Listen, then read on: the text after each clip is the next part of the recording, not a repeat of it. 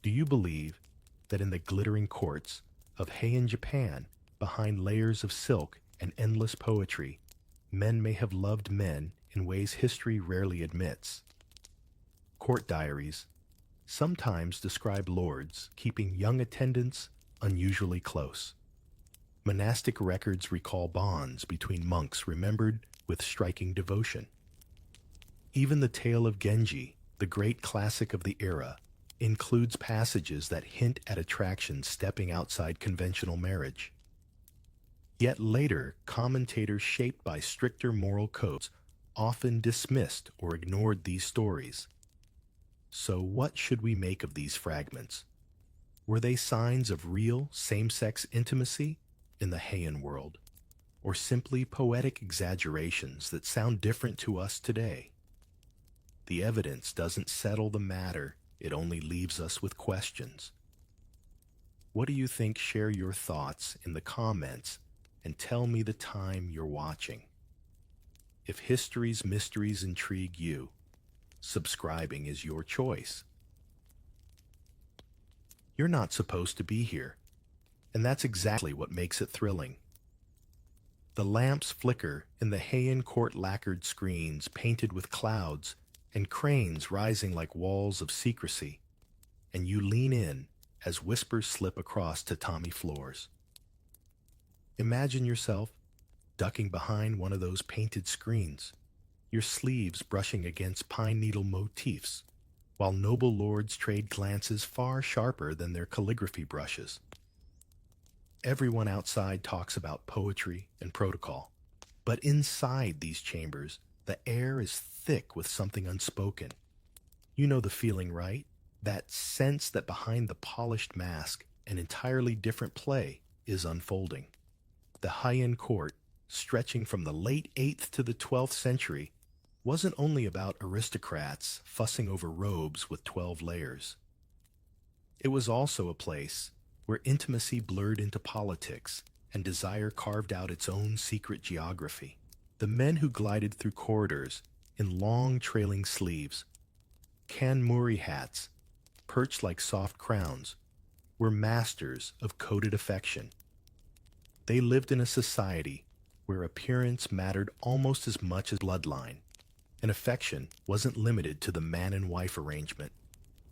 So what happens when you have endless nights of poetry, music, incense, and a culture obsessed with elegance? Well, emotions tend to spill out in directions the rule books don't quite cover. Picture Fujiwara, no, Michinaga, the power broker of his age, who practically ran the imperial court like his private club. Official chronicles focus on his daughters married into the imperial line, but diaries hint at something else.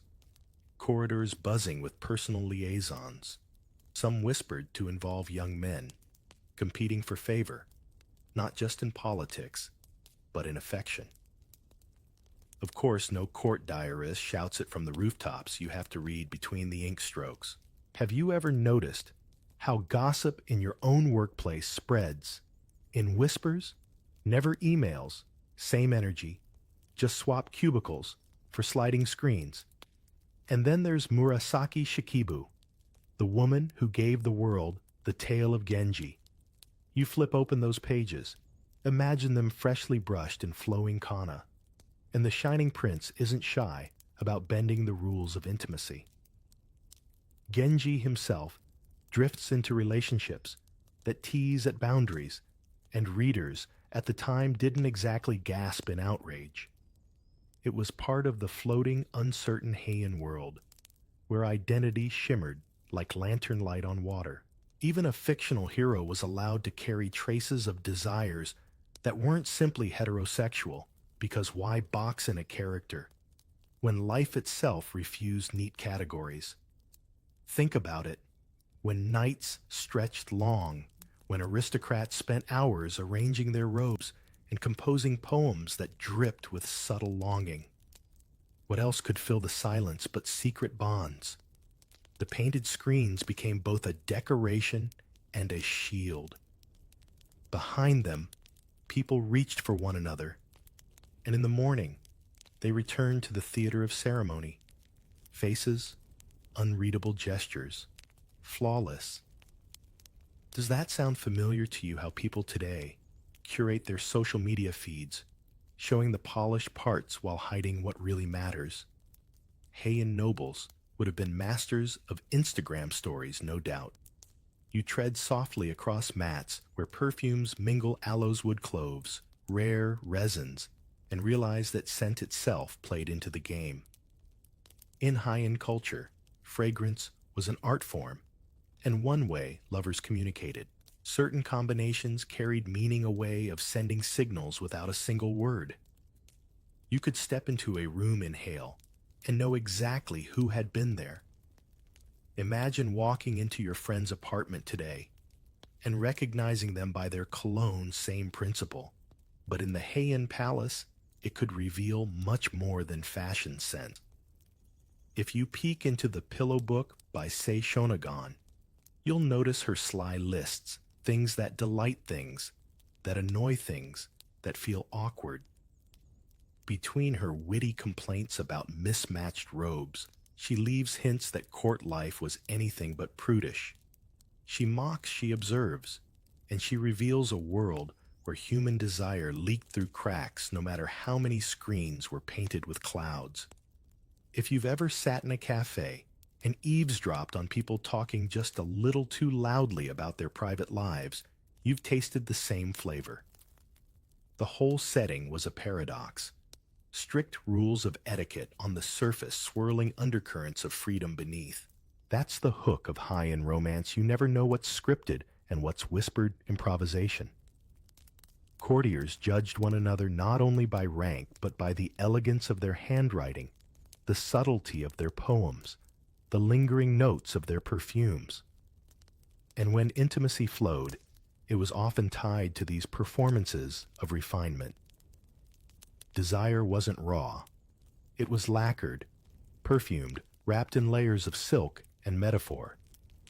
Yet beneath all the elegance, people reached out for connection, just as they do now. So, here you are, peeking past the gold leaf screens, realizing that courtly whispers meant much more than small talk about cherry blossoms.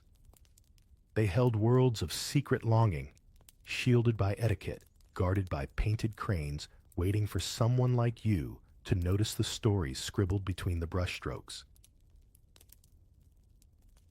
You follow the scent of incense down stone steps away from the chatter of courtiers, and suddenly the clamor of the palace fades into the low hum of temple bells. The world feels different here, cooler, more shadowed, with monks gliding like ghosts in their gray or saffron robes. You'd think temples were bastions of solemn meditation, untouched by the messy tug of human longing. But walk through the corridors at night, past the flicker of lanterns against paper walls, and you notice something. Silence doesn't erase desire. It just forces it to find new disguises. In the Heian era, monasteries were more than just spiritual centers. They were massive institutions of education, culture, and politics. Aristocratic families often sent their sons to temples, sometimes to escape rivalries at court, sometimes as a mark of prestige. And when young men grew up side by side in these cloisters, bonds formed in ways official chronicles rarely admit. You know how college dorms today breed intense friendships, sometimes with layers people don't talk about out loud. Picture that energy, but with monks chanting sutras in the background. The diaries and anecdotal tales from the period drop hints if you know where to look. Buddhist monks weren't just debating doctrine. They were human beings, navigating closeness, dependence, and often genuine affection for one another. The tension is fascinating. Doctrines preached detachment, but life in close quarters told another story. Monks leaned on one another, studied together by candlelight, and sometimes formed vows of companionship that were as emotional as they were spiritual. One scholar, centuries later, would call these ties Chigo-dokan relationships between older monks and younger acolytes, which could range from mentorship to deeper bonds.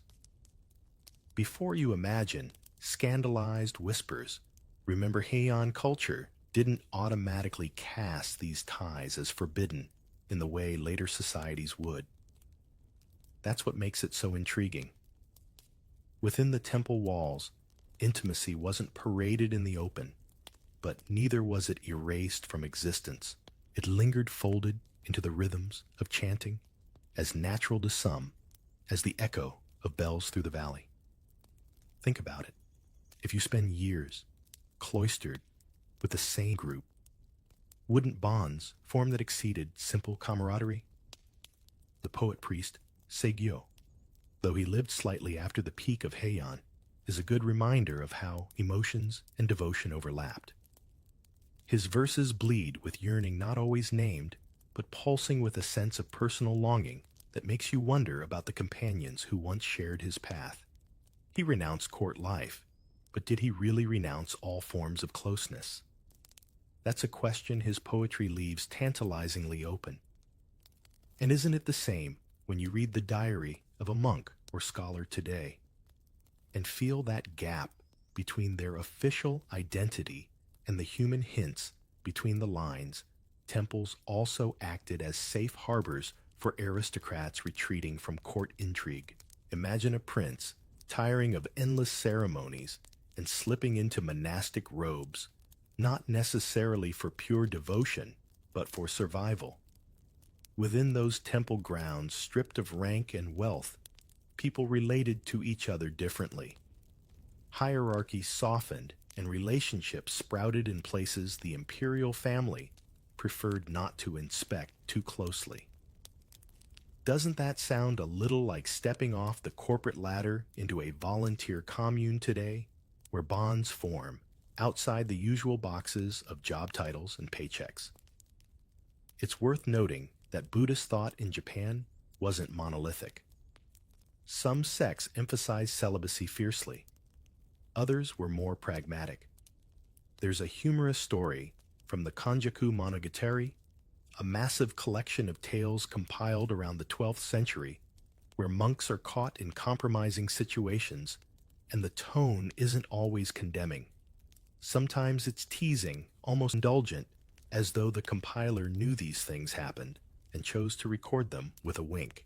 Have you noticed how gossip magazines today often carry that same tone, mocking, yet fascinated, never really erasing the subject? Heian temple anecdotes often worked in the same way. The scrolls don't shout, but they murmur monks, forming vows of loyalty, acolytes serving not just in prayer, but in companionship teachers, and pupils sharing ties that blurred lines. It wasn't an open parade, but it was also no phantom. Desire found a way to live within the rhythm of bells and sutras. And as you wander the cloisters, running your hand along the cool wooden beams, you realize that the silence here isn't emptiness, it's cover. So while the palace was buzzing with gossip behind painted screens, the temples were equally alive, though, in quieter tones. Here, under the heavy smell of incense and the gaze of golden Buddhas, bonds were sworn that didn't always align with doctrinal purity. They were as human as the faint footprints in the mossy courtyards, proof that monks carried more than prayer in their hearts. You're dragged into a poetry contest before you've even had breakfast, and that's how you discover the Heian court ran on verses the way modern life runs on banknotes. Everyone here is armed not with swords, but with brushes, and the battlefield is a square of folded paper. Imagine nobles in endless layers of silk eyeing each other across a polished floor, each one waiting for the signal to recite. No loud applause, no music, just 31 syllables delivered with the same gravity as a political decree. The prize wasn't wealth, it was reputation influence, and sometimes the affection of someone watching quietly from behind a screen. Waka poetry was far more than pretty words. It was a test, a mask, and a weapon, If your verse landed flat, your standing at court crumbled. If it sparkled, you could win admiration that outlasted the season. This is why poems often became vessels for desire. They allowed feelings to surface without ever being named outright. Have you ever overheard two people speaking politely while you know a private joke is running underneath? That was waka. In the Heian world, double-layered conversation, all refinement on the surface, but humming with private intent. Picture a gathering where a noble compares dew, vanishing at sunrise, to longing that cannot stay, and another responds with the image of a fading moon. To the untrained ear, it's nature imagery. To the two of them, it's an exchange of signals. Everyone else in the room murmurs polite approval, while the insiders smile into their sleeves. It's hard not to laugh at how close this resembles a contest of coded winks disguised as high culture. The materials mattered as much as the content. Courtiers bought special papers dyed in pale blues, lavenders, or creams, then dusted them with gold or silver powder. They perfumed them, so the scent lingered long after the words were read. A poem wasn't just language, it was an object, something to touch, inhale, and keep. Think of the power of receiving a handwritten note today, the ink carrying the presence of the writer. In the Heian court, that sensation was multiplied by craft and ritual. Even handwriting style spoke volumes. A bold sweep suggested confidence. A delicate line suggested refinement. Every stroke could imply more than the words themselves. Fujiwara no Kinto, the critic and connoisseur, wielded enormous influence by judging these contests. His anthologies and rankings were like courtly report cards. Winning his praise meant rising in prestige. Losing it could sting worse than exile. Beneath all the rankings, though, was the unspoken truth. Admiration for talent often bled into admiration for the poet. In a culture where artistry defined identity, it's not hard to see how bonds formed that carried a charge beyond ordinary friendship. Metaphor made it possible to speak without speaking. A mountain path might stand in for an unreachable lover, a drifting cloud for a companion who had slipped away. Ambiguity protected the speaker while offering the listener a doorway. This ambiguity was precisely what made poetry the safest medium for sentiments that could not be proclaimed. The very rules that demanded elegance and subtlety opened space for layered meanings. The exchanges could also be playful duels. Poets sometimes volleyed verses back and forth, each sharpening the wit, stretching the metaphor, and daring the other to respond. If you've ever listened to two lawyers argue in court, half legal points and half personal jabs, you can imagine the energy. It wasn't rowdy fans were gently waving, not fists, but the subtext carried sparks. Nobles leaned forward, waiting to see whose brush would prove sharper. Fiction mirrored life. In the tale of Genji, the hero constantly composes and trades poems, and the boundaries of his affection blur in those exchanges. Readers knew how to interpret the layered emotions. They recognized the possibility that a verse could lean toward male or female without contradiction. The ambiguity was part of the charm, a reflection of a society where poetry served as a mask for many kinds of longing. And then there was the thrill of waiting.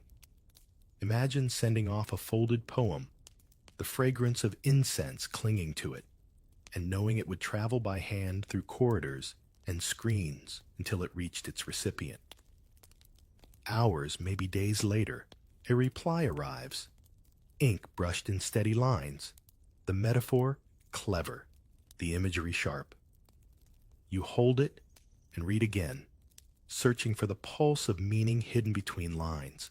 That quiet anticipation, that rush of discovery, was how intimacy moved through Heian corridors, one poem at a time. The doors of the palace slide open, and you step into streets that hum with a different rhythm, less lacquered, less perfumed, more alive with voices and clattering feet. This isn't the polished elegance of the court. It's the pulse of the city, and it grabs you immediately. Here you hear laughter, bargaining gossip, carried by vendors hawking their wares. And tucked between stalls and back alleys, you catch glimpses of an early floating world long before the Edo era would give it that name. Desire lived here too, but it wore no mask of poetry.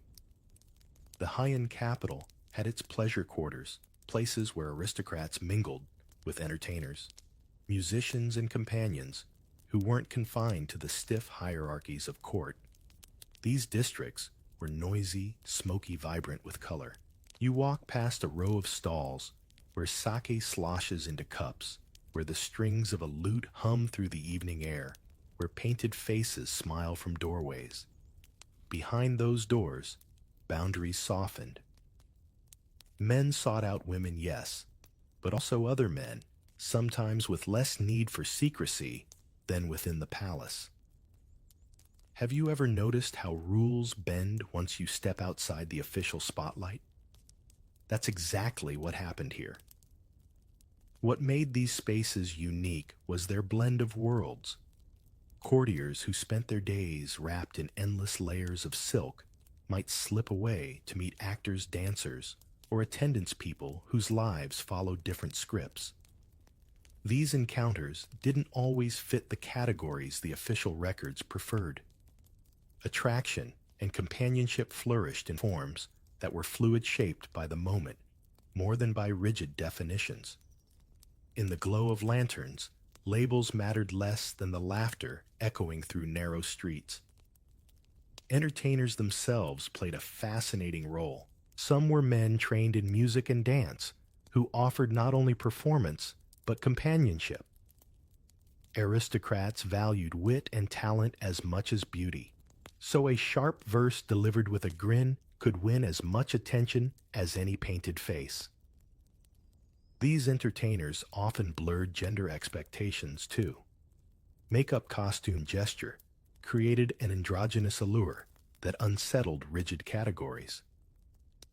If you've ever watched a performance where the actor's charisma overpowered the role, you understand the magnetism. Not all of this was written down neatly, of course.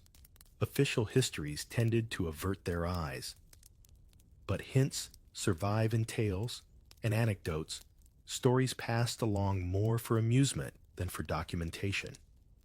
A traveling monk might record with mild shock how the city teemed with performers, some of whom kept close ties with aristocrats. And if you read between the lines, you realize that close ties wasn't just about enjoying a good song. The streets knew what the chronicles chose to forget. You can imagine the contrast. By day, the same courtiers bowed stiffly in ceremonies, lips tight, eyes lowered. By night, they let their sleeves trail in smoky rooms, laughing too loudly, leaning too close to someone who wasn't written into their family tree. Isn't it funny how people everywhere need spaces where the official mask comes off? Whether it's a bar after work or a bustling Heian quarter, humans crave rooms where rules loosen and hearts breathe. These pleasure districts also offered a mirror of social satire. Performers often poked fun at aristocratic airs, turning courtly gestures into comedy. To laugh at yourself was to surrender control, and in that surrender, intimacy could sprout. Think of how stand-up comedy today disarms an audience. It was the same principle. Aristocrats who slipped into these smoky rooms weren't just buying diversion. They were seeking a place where power didn't matter quite as much, where affection could cross lines. And the truth is, these quarters carried risks too. Gossip traveled quickly, reputations could be smudged, and scandals sometimes leaked back into the palace. Yet people still returned, drawn to the freedom humming in these back streets. It wasn't simply indulgence, it was a release valve for a society obsessed with appearances. The city gave them what the palace could not, a taste of living without constant judgment. So you drift deeper into the alleys, lantern light flickering across puddles, voices calling through paper doors. The polished calligraphy of court life seems far away, replaced by laughter song and glances that linger a little too long. Here in the unrecorded corners of the capital, the floating world is already stirring, and you can feel how easily desire slips into shapes that official words will never quite catch. You wander away from the laughter of the city and find yourself in a quieter compound, the air heavy with the smell of oil lamps and sharpened bamboo. This is no palace hall or pleasure quarter. It's a training ground. Young men kneel in rows, bows resting against their shoulders, swords at their sides, their eyes fixed on instructors who glide like shadows. The atmosphere feels stricter, colder, and yet you notice a different kind of warmth threading beneath it the bonds between warrior and apprentice. The samurai of later centuries trace their roots here in the tail end of the Heian era, when aristocrats began turning their sons toward martial discipline. At first glance, it looks like obedience and duty, but beneath the surface, intimacy often grew between mentor and pupil. The older warrior taught not only how to shoot arrows and wield a blade, but how to carry oneself with loyalty, composure, and courage. And in that daily closeness, sharing meals, sleeping in the same quarters, depending on each other for survival, affection often bloomed. Historical anecdotes and later literature record these relationships with surprising frankness. Bonds between men in training were sometimes described not only in terms of discipline, but of tenderness. Loyalty wasn't just sworn in battle, it was felt in the heart. Have you ever noticed how trust built in moments of danger runs deeper than trust formed in comfort? That was the logic here. The apprentice placed his life in his mentor's hands, and the mentor returned that vulnerability with protection and often closeness. In later centuries, this intimacy was even formalized in what came to be called wakashudo, the way of youth. But its seeds were already visible in Heian times. Stories speak of young pages attached to noble warriors, their service extending beyond the battlefield into companionship. It wasn't scandal, it was often celebrated as proof of loyalty. Compare it to modern military camaraderie. When soldiers call one another brothers, you sense layers of trust and affection that don't fit neatly into civilian categories. And sometimes the lines blurred even more. A warrior who entrusted his life to his apprentice in combat might later entrust his emotions in private. The apprentice, in turn, could rise in prestige by securing the affection of a respected fighter. Relationships carried power as well as tenderness. Isn't it striking how love and politics so often walk hand in hand? Even here in the rougher world of warriors, the same truth lingered. The contrast to courtly life is fascinating. At the palace, intimacy was painted in perfumes and poems hidden behind lacquered screens. Here it was forged in sweat mud and training drills. Yet both produced the same outcome, bonds that exceeded the official categories of kinship. A bruised shoulder from sparring could carry as much weight as a line of poetry scrawled on dyed paper. Literature again leaves hints. Tales like the Heike Monogatari, though compiled later, echo with the voices of warriors whose devotion to each other defied simple labels. Some passages describe warriors dying side by side, their loyalty framed as both martial and personal.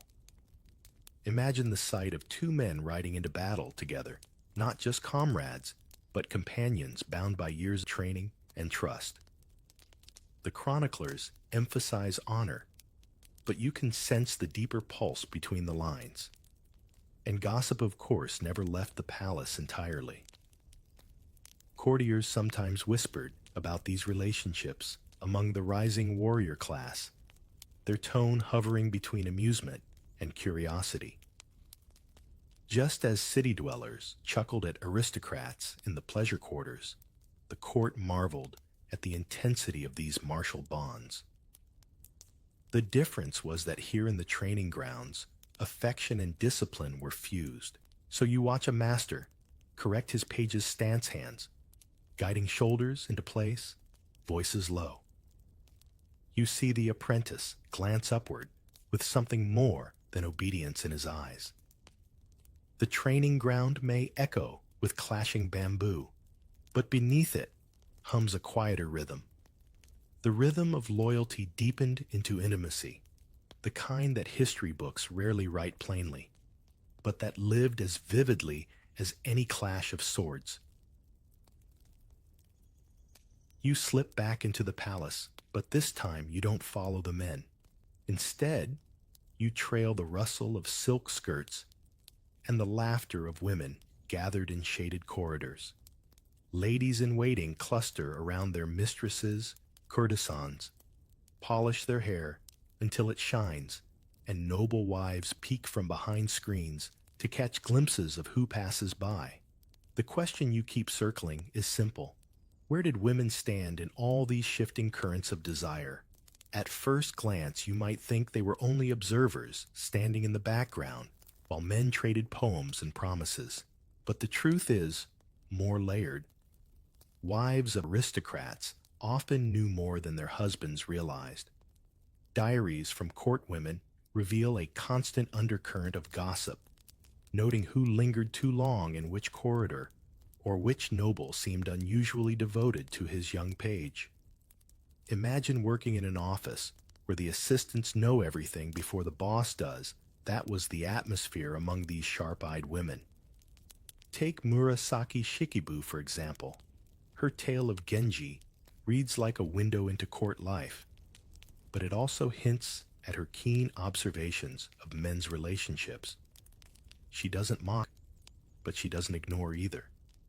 Her heroine might sigh over Genji's wandering heart, yet the narrative acknowledges bonds that don't fit the expected mold.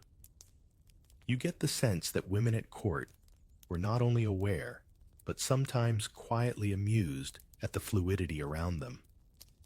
Then there were the courtesans and entertainers.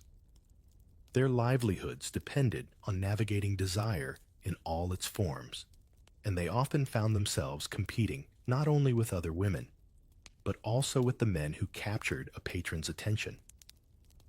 Some sources suggest tension, women feeling sidelined when aristocrats turned their focus elsewhere. Yet others found ways to adapt, sometimes partnering with male entertainers rather than opposing them. Survival meant flexibility, and in the Heian world, flexibility wasn't just physical, but social. It's easy to forget how much power ladies-in-waiting carried. Living in close quarters with their mistresses, they overheard everything, managed correspondence, and sometimes served as go-betweens for affairs. If a lord slipped a poem to another man, chances are a woman handled the delivery. Did she smirk as she passed it along? Did she tuck away her own judgments in a diary later that night? You can almost hear the scratch of the brush as she wrote her private thoughts, knowing they might outlive the affair itself. And let's not imagine women were only bystanders. Diaries like that of Izumi Shikibu reveal passions that broke boundaries as fiercely as any man's. While most of her verses address male lovers, her intensity of expression reminds you that women were fully capable of forming attachments that defied expectations. Even if records of female-female relationships from the Heian era are scarce, the vibrancy of their emotional lives shines through. Where documentation is thin, silence itself suggests that desire took paths the official chronicles didn't care to record. Think, too, of the wives of powerful nobles. Many endured arranged marriages knowing their husbands' affections might stray toward other men or women. Yet some leveraged that knowledge as political armor. A clever wife might tolerate her husband's diversions while securing her position through alliances, children, or her own subtle affairs. Isn't it remarkable how resilience often grows in the shadow of compromise? You picture a noblewoman fanning herself behind a screen, her eyes flicking toward her husband as he trades verses with a young page. Does she feel jealousy, amusement, resignation? The Heian court didn't leave her feelings recorded, but her silence in the chronicles doesn't mean her voice was absent in life. Silence was often its own strategy, a way of holding power in a system that underestimated her. So as you linger in the women's quarters, the air heavy with perfume and powder, you realize their role wasn't marginal.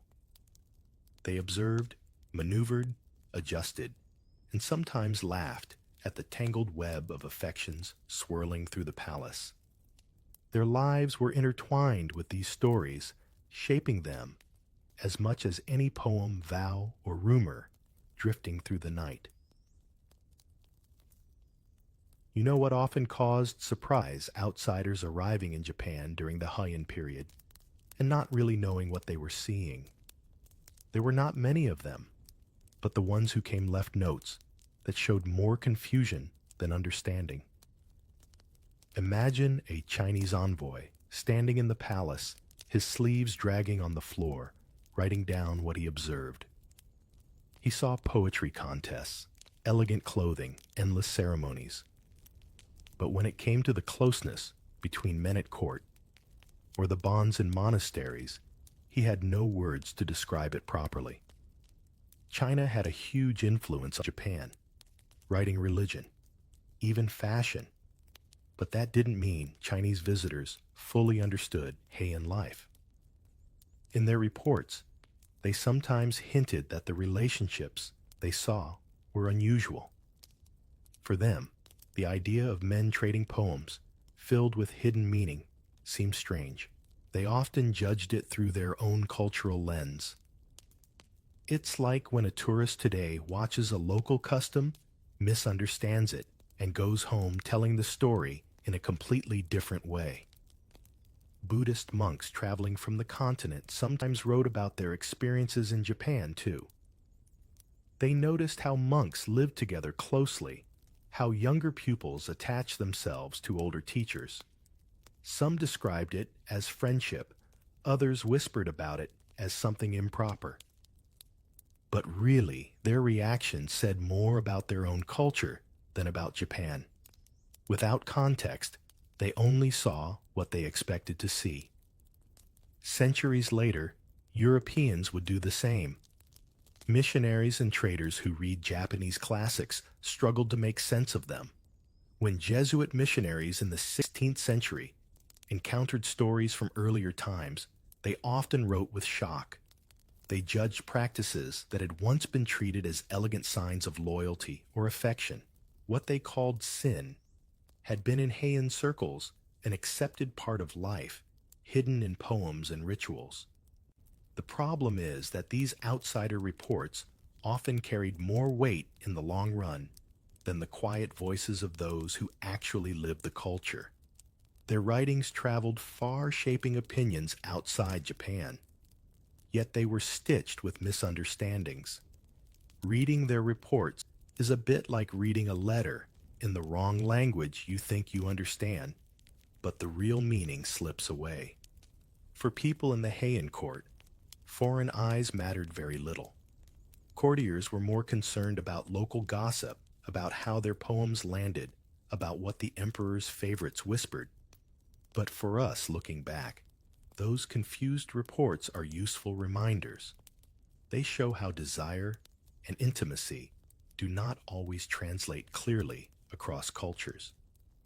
What felt natural in one place could look puzzling, even scandalous to someone peeking in from the outside. So you lean closer to those old notes left by visitors. You hear their puzzled tone. Why do men here write such tender poems to one another? Why do monks form such deep bonds with their pupils? Their brushstrokes waver between curiosity and judgment. And in that hesitation, you see how much of Heian life could be invisible to outsiders, intimacy that made sense to those who lived it, but remained a mystery to those who only passed through. You move from the travel notes of outsiders back into the world of things the Heian people left behind, themselves ink on paper, colors, brushed onto scrolls, stories tucked into diaries.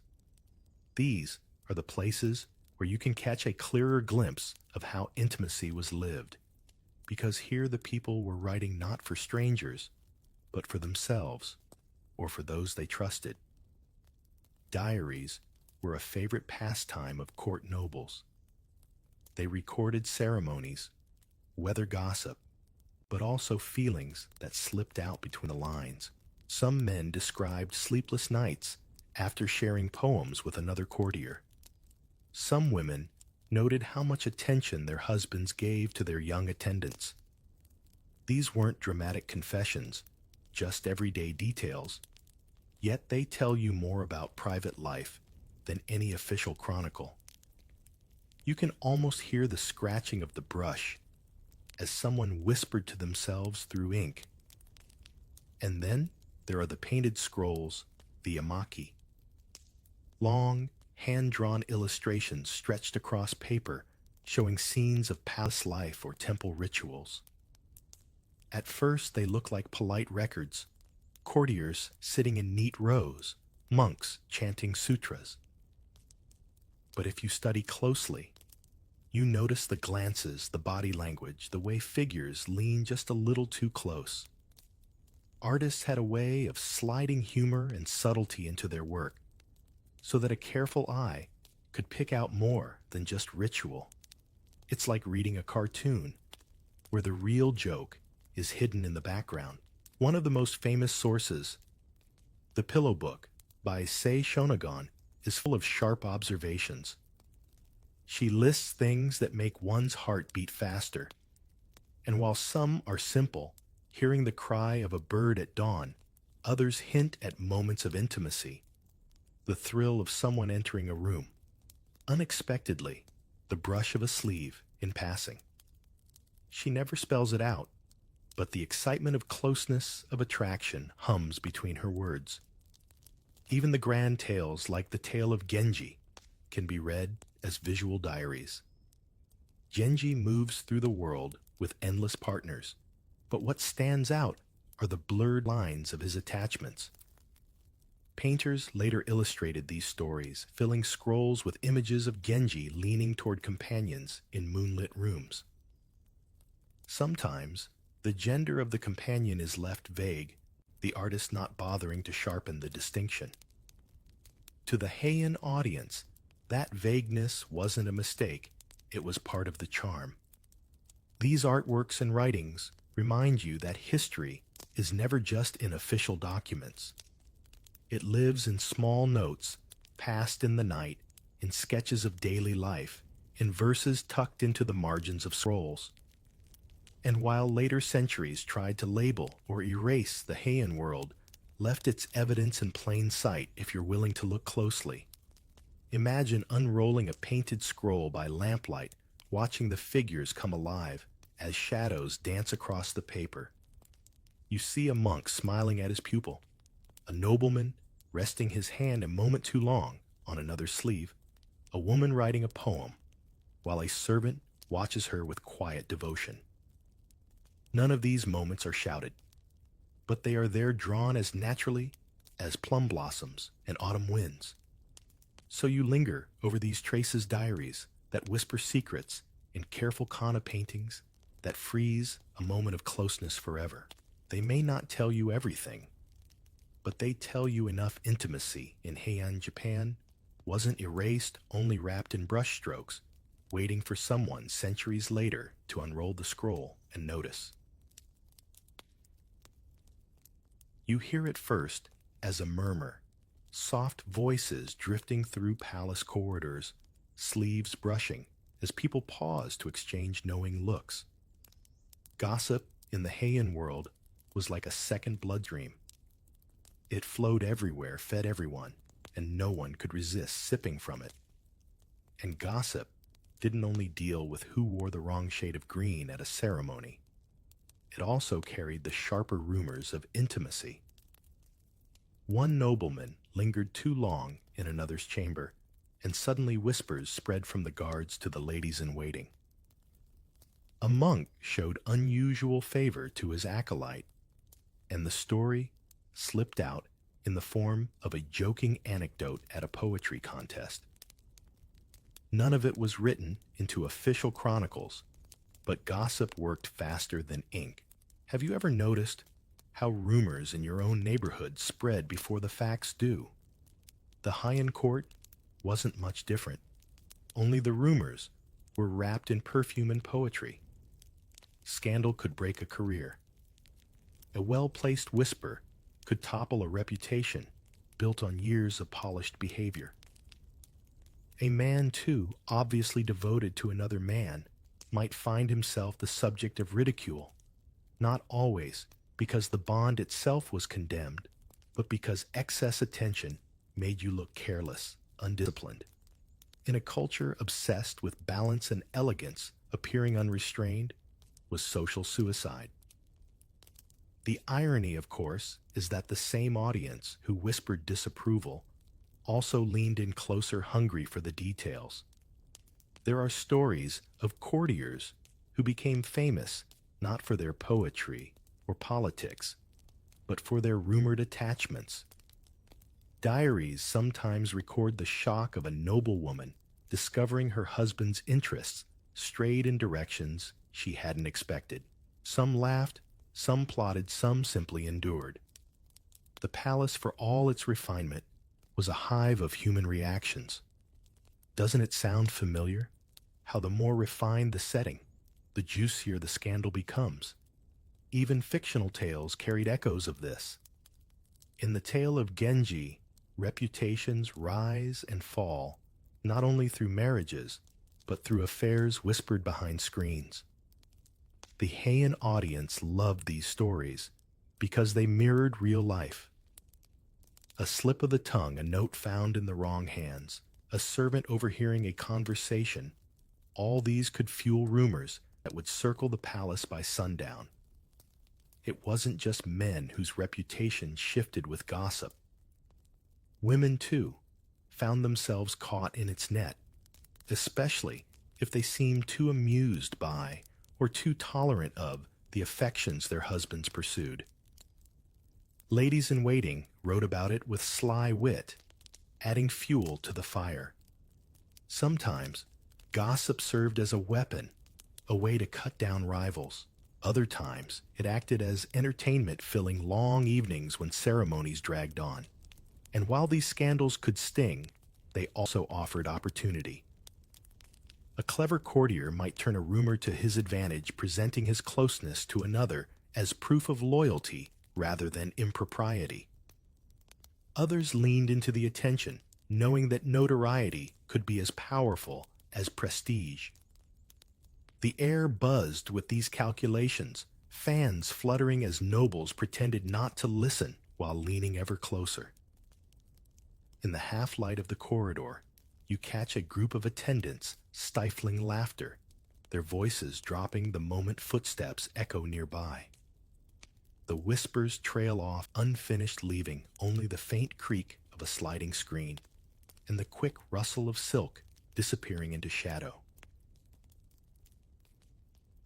You feel the weight of centuries folding over you because the stories of the Heian age didn't vanish when the court faded.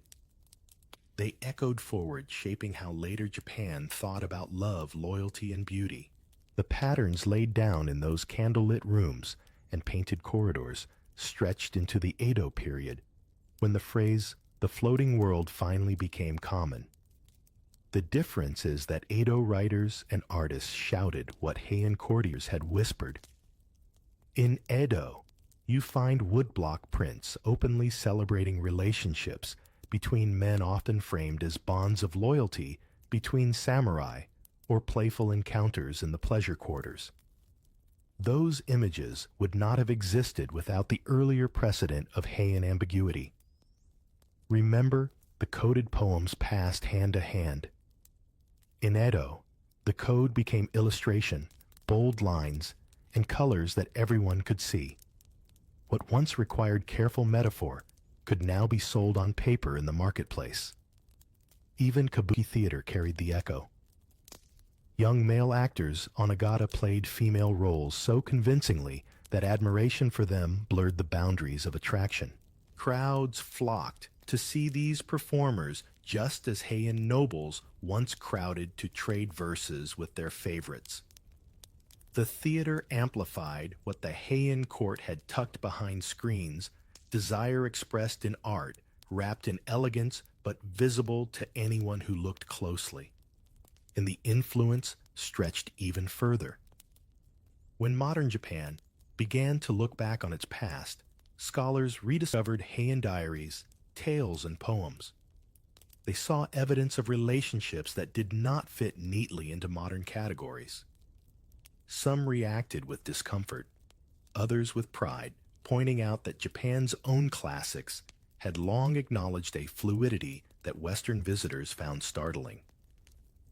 If you've ever read an old letter and felt it speak, across time to a modern struggle, you understand why these rediscoveries mattered.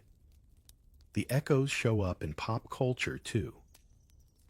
Novels, manga, and films often reach back to the Heian world, using its atmosphere of candlelight perfume and secrecy as a backdrop for stories of hidden bonds.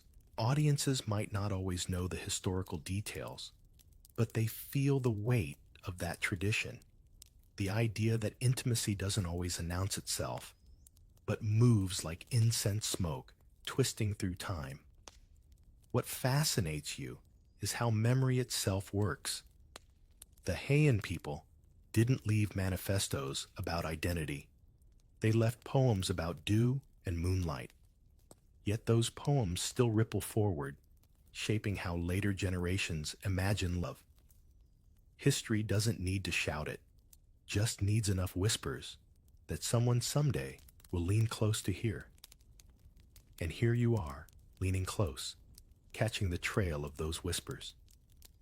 You've followed them from palace screens to temple cloisters, from perfumed poems to smoky pleasure quarters, from warrior vows to gossip-filled corridors.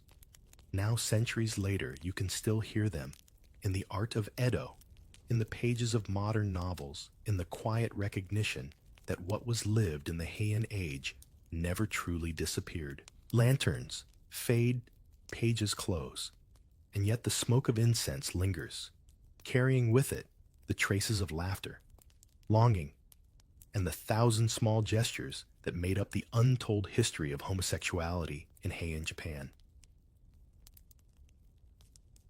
In the Heian world, desire slipped quietly through poems, diaries, and painted scrolls, leaving traces that outsiders rarely understood. It was never written as law, yet it breathed in every corridor of the palace and echoed far into later centuries.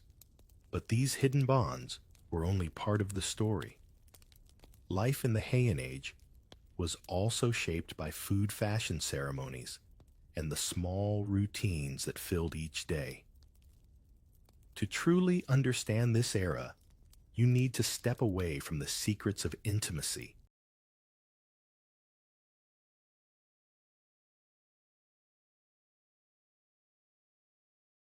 and look at the daily rhythm of Heian Japan itself. A rooster, somewhere in the distance, screams like it's auditioning for a horror movie. And that's how your morning begins in Heian, Japan. The sun isn't blasting in like a modern alarm clock. Instead, faint light seeps through bamboo blinds and painted screens scattering across polished wooden floors. You're lying on a thin futon, your body wrapped in layers of soft bedding, and servants shuffle nearby, already whispering updates of the day as if the court's gossip mill runs on dawn light. You stretch, hear the rustle of silk, and realize mornings here are not quiet at all. They're the first act in a carefully scripted performance.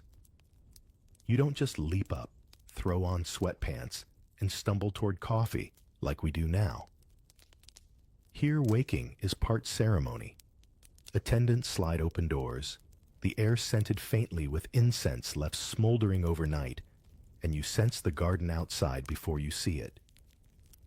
Maybe a breeze stirs, carrying in the sound of trickling water, or the faint cry of a cuckoo bird. Your body is still heavy from sleep, but already rank and ritual press down. How you move, who sees you first. Whether your hair is in place, these things carry more weight than your mood. Imagine if people judged your entire worth today by whether your pillow creases were visible. Breakfast doesn't arrive instantly. Instead, the first thing pressing on your mind is rank. Even the act of getting dressed is shaped by your position at court. If you're high-ranking, more attendants swarm around layering your robes with precision. If you're lower down, you manage with fewer hands. There's no such thing as casual wear. Men slip into the sokutai heavy formal robes with winged caps, while women prepare the iconic Junihito 12 layers of silk that drape like colored waterfalls. You're not thinking, does this match? You're thinking, does this combination of colors follow seasonal rules? Does it reflect refinement? It's like the fashion police live inside your walls, except their judgment could decide whether your family gains or loses influence. The emperor himself sets the tone. If he favors pale greens this season, everyone else scrambles to echo it, just as in modern times, when a celebrity's red carpet choice ripples through clothing racks everywhere. But here, there's no mass-market fast fashion. It's workshops of skilled weavers and dyers whose lives are dedicated to the whims of the palace. The robes you touch in the morning carry the labor of entire households. And while you're swathed in layer after layer, your attendants murmur about palace calendar, upcoming rituals, who sneezed at court yesterday. Yes, even sneezes could spark rumors. Once you're sitting upright, you glance through blinds at the world beyond your room. Heian Kyo. The capital wakes with you. This is not the bustling Tokyo of neon lights and vending machines. Streets are wide, laid out in neat Chinese-inspired grids, but often dusty and quiet. Ox-drawn carts creak along, chickens wander freely, and aristocrats' carriages create more traffic than commoners ever could. Imagine Los Angeles rush hour, but everyone's fighting over who has the right to move their ox cart first. Food now begins to appear carefully arranged on lacquered trays. Breakfast in Heian, Japan is not a feast. Forget bacon and eggs. You're staring at a small bowl of rice, maybe a slice of dried fish, pickled greens, and a cup of sake, so weak it's closer to watery beer. Courtly refinement means avoiding gluttony. You eat slowly, aware that every gesture is being noted. In this world, how you hold chopsticks can decide whether you're seen as cultured or crude. Think about that the next time you stab at sushi rolls. If you're lucky, you hear faint echoes of music drifting from another wing of the mansion. Courtiers practice gagaku, elegant court music imported from China and Korea, played on flutes, zithers, and drums that thud like distant thunder. Sound carries strangely in these wooden halls, so a wrong note is not a private shame, it's public knowledge. And while you chew on your rice, you know someone else is already perfecting a melody that may outshine yours at the next gathering. The house itself is alive, a maze of corridors, sliding doors, and open verandas facing gardens. The gardens are not wild forests. their landscape sculpted for contemplation. Ponds ripple with koi bridges curve gracefully, and irises or cherry blossoms bloom depending on the season. Waking up here means stepping into a painting, though you know the upkeep is constant. Servants sweep fallen petals before you even notice them, like stagehands clearing a set before the actors arrive. Rank is stamped onto every moment. When attendants bring letters on folded paper, sealed with smudges of ink, you sense the hierarchy even in the way they bow. Maybe a note from another noblewoman drifts in the paper perfumed, and the calligraphy elegant enough to make you jealous. Or a message from a rival disguised as politeness, one that sets your mind racing before the day's even begun. Morning in Heian, Japan, is less about waking up and more about entering the battlefield of appearances. It's easy to laugh now, comparing your groggy coffee runs to their ritualized mornings, but the weight they carried was real. Every robe, every word, every bite of rice played into a system where your family's survival hinged on perception. And as the blinds lift higher, light filling the chamber, you feel it, the day has started, and so has the quiet contest of who will rise, who will fade, and who will be remembered in poems whispered centuries later. You're still sitting on your lacquered tray breakfast when attendants begin to fuss with fabrics again. Dressing isn't a one-and-done process here. It's practically a full-time job. You live in a world where clothes speak louder than voices, where a single misplaced color could whisper scandal, and where hair isn't just hair. It's an epic novel streaming down your back. You wonder if anyone ever had the courage to say, "I'll just wear something simple today." But no, not in Heian, Japan. Simplicity would look suspicious, as though you had lost favor or forgotten tradition.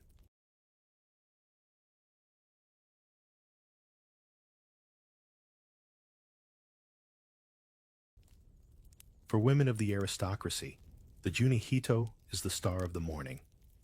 12 layers of silk sound glamorous until you realize each robe is heavy, and together they can weigh as much as a small child. Attendants carefully stack them one by one, each layer's color chosen to reflect the season, or an emotion you're supposed to project. Pale green over white might signal early spring freshness. Deep crimson, paired with gold, might blaze like autumn maples. The robes trail on the floor, a river of fabric that proves you don't need to walk quickly, because others will do the errands for you. Imagine dragging a wedding gown around all day, every day. That's the aesthetic here. Men don't escape fashion's weight either. A high-ranking male dons the soku tie with multiple robes, a stiff skirt, and that famous kanmuri hat shaped like a bird's tail. You can't bend easily in it, and you certainly can't chase after ox carts. But that's the point. Your status is measured by how impractical your outfit is.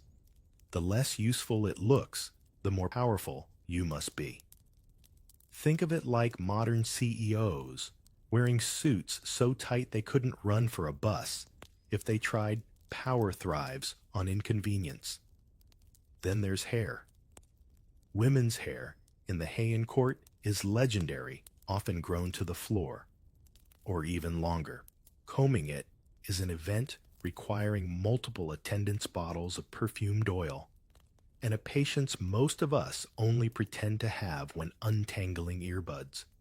You sit still as strands are smoothed until they gleam like black silk curtains, cascading behind you in a symbol of elegance and fertility. The ideal isn't curls, cuts, or dyes. It's sheer length, a river of hair that can sweep the floor and draw sighs from admirers. If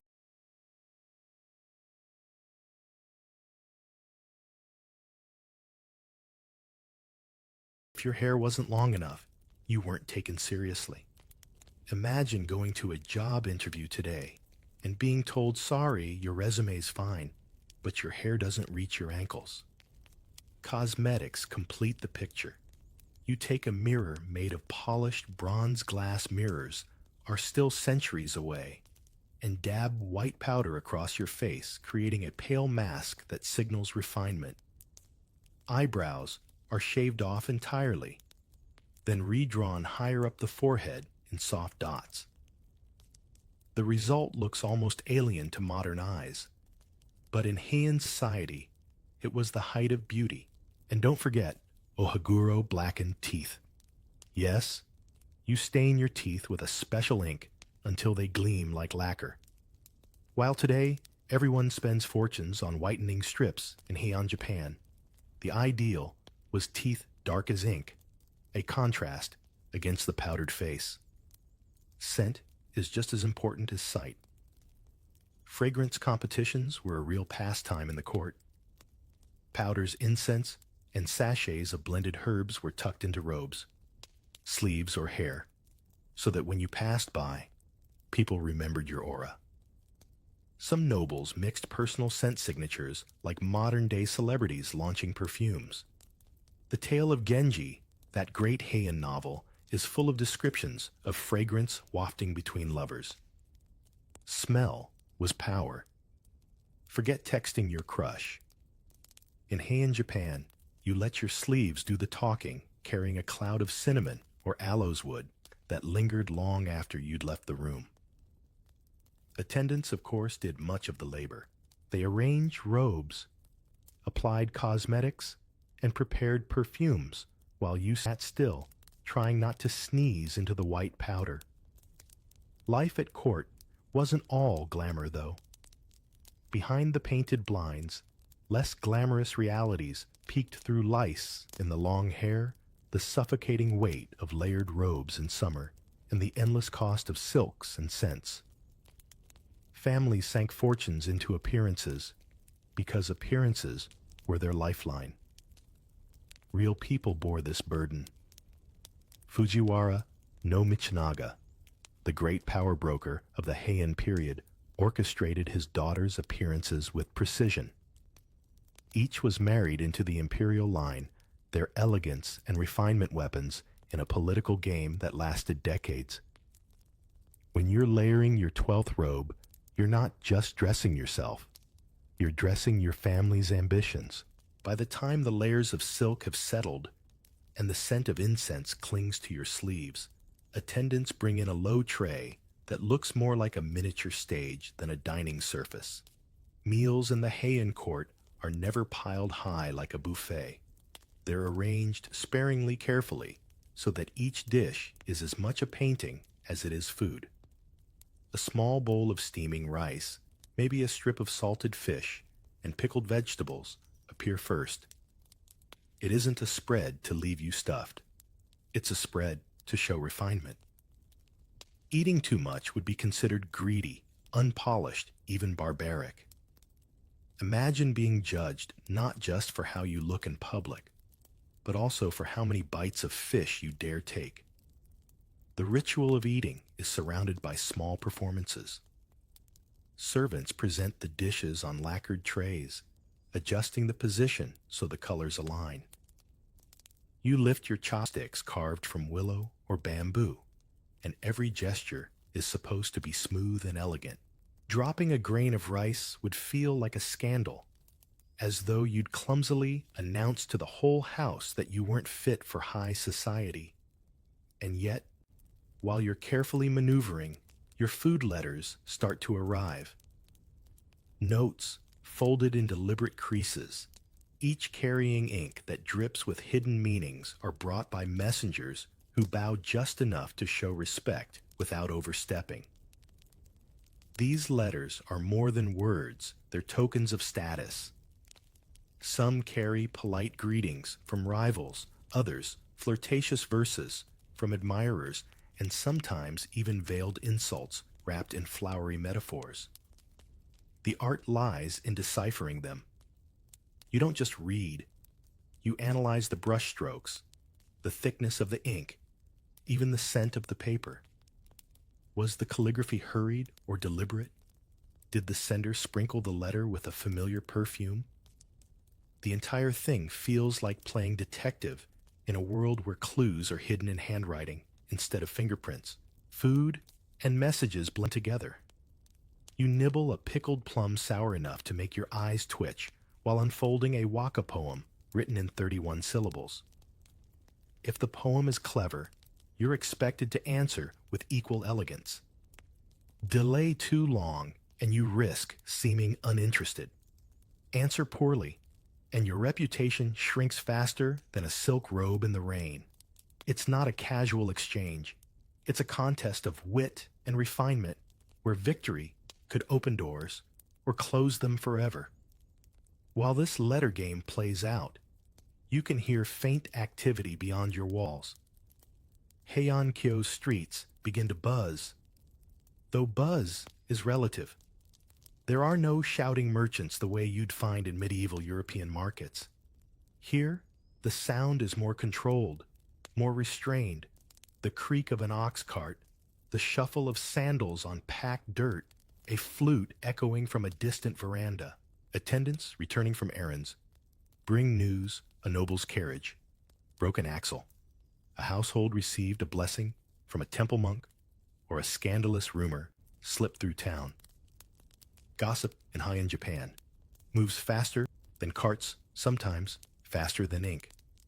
Back in your chamber, messages are sorted.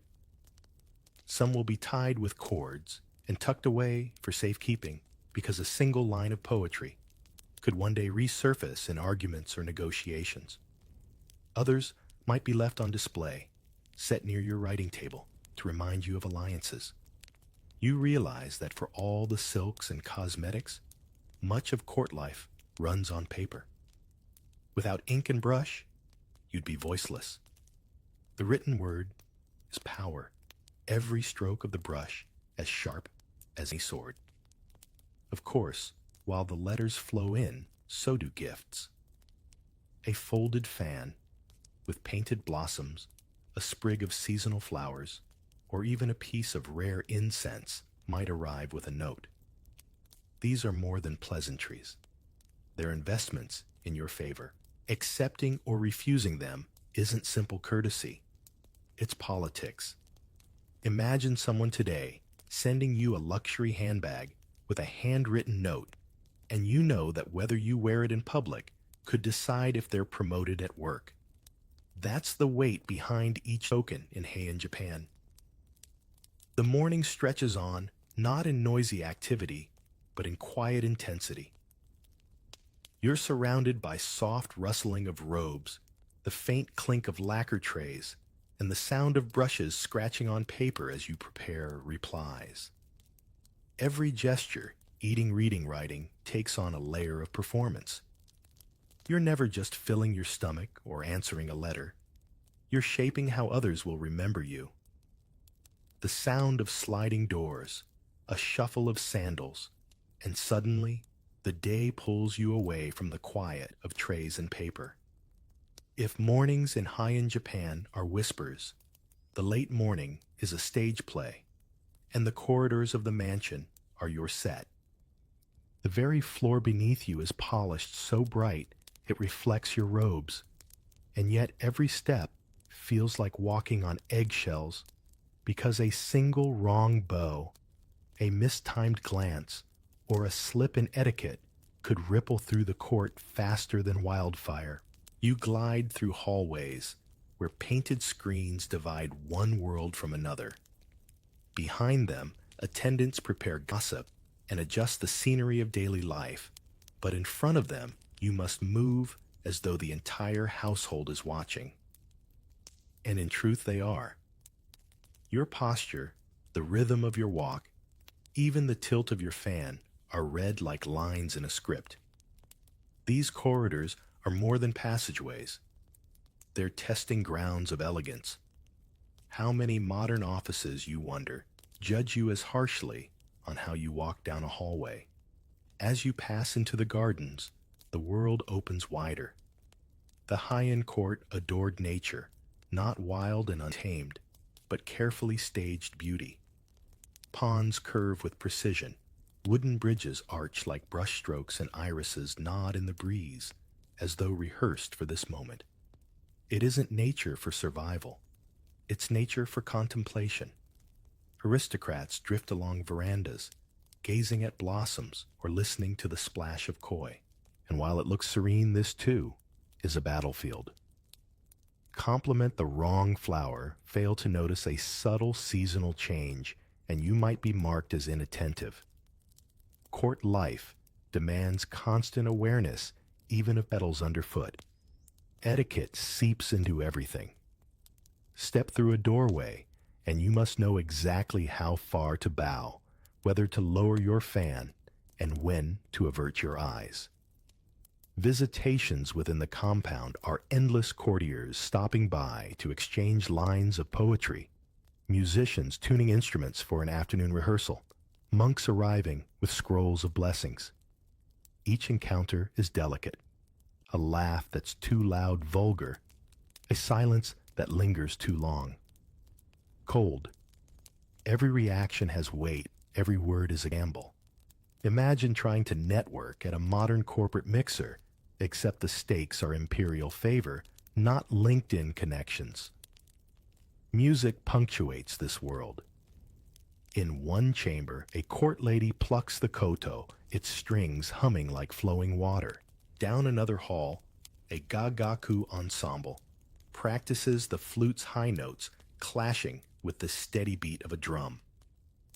You pause not because you're a casual listener, but because your reaction itself is judged. Do you close your eyes in appreciation? Do you nod in rhythm, revealing you understand the piece? Even an offhand comment, "Ah, that melody recalls last spring," becomes a signal of refinement. It's like attending a symphony, where the audience's behavior is graded as strictly as the musicians. Artistic refinement isn't optional here.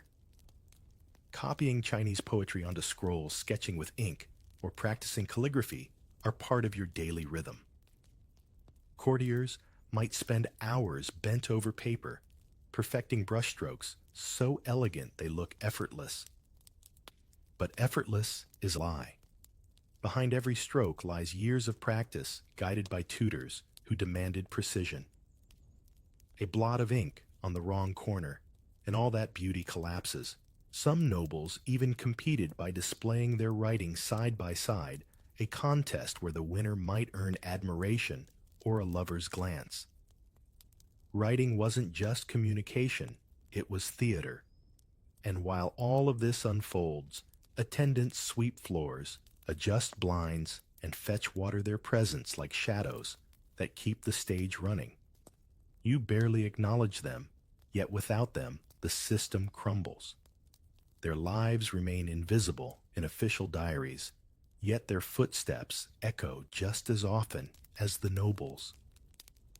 You might pause to think about how much of daily grace is borrowed from unseen labor. The hours move slowly, like the steady drip of water in the garden basin. You've eaten, written, admired, and listened, but still the day stretches on, reminding you that appearances never rest. What seems like leisure, the garden strolls the music. The endless ceremonies is in truth a kind of work, the invisible labor of refinement that defines Heian aristocracy.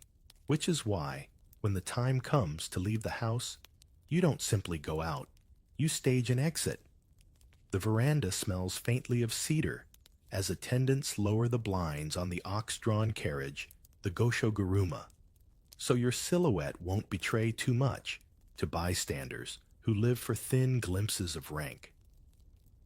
The ox snorts, brass fittings clink, and a runner jogs ahead to warn traffic that your party is entering the street grid of Heian. You settle behind the latticed screen sleeves arranged just so, because even the outline of a sleeve is a kind of signature. Streets here are geometric and proud, broad north-south and east-west avenues, modeled after Chang'an. Yet they rarely feel crowded the way a modern city does. The emptiness has its own drama. On Suzaku Avenue wide enough that dust behaves like weather, a carriage that moves too slowly can look arrogant, and one that moves too quickly can look desperate. You aim for that floating pace, deliberate, unbothered, as if the palace will arrive to you. Paper charms tied to the yoke shift in the breeze, a quiet insurance policy against unlucky corners. Rank governs the road. Carriages show it in paints and curtains. Attendants show it in the length of their sleeves. Even the number of outriders tells a story. When two processions meet at an intersection, say Ichijo, crossing Higashi no Toin, there's a moment like a chess problem. Who yields? Who inch forwards? Officially, the higher rank takes precedence. Unofficially, nerve and timing factor in. Courtiers write poems later about these small victories. No names named, everyone still knowing exactly who was meant.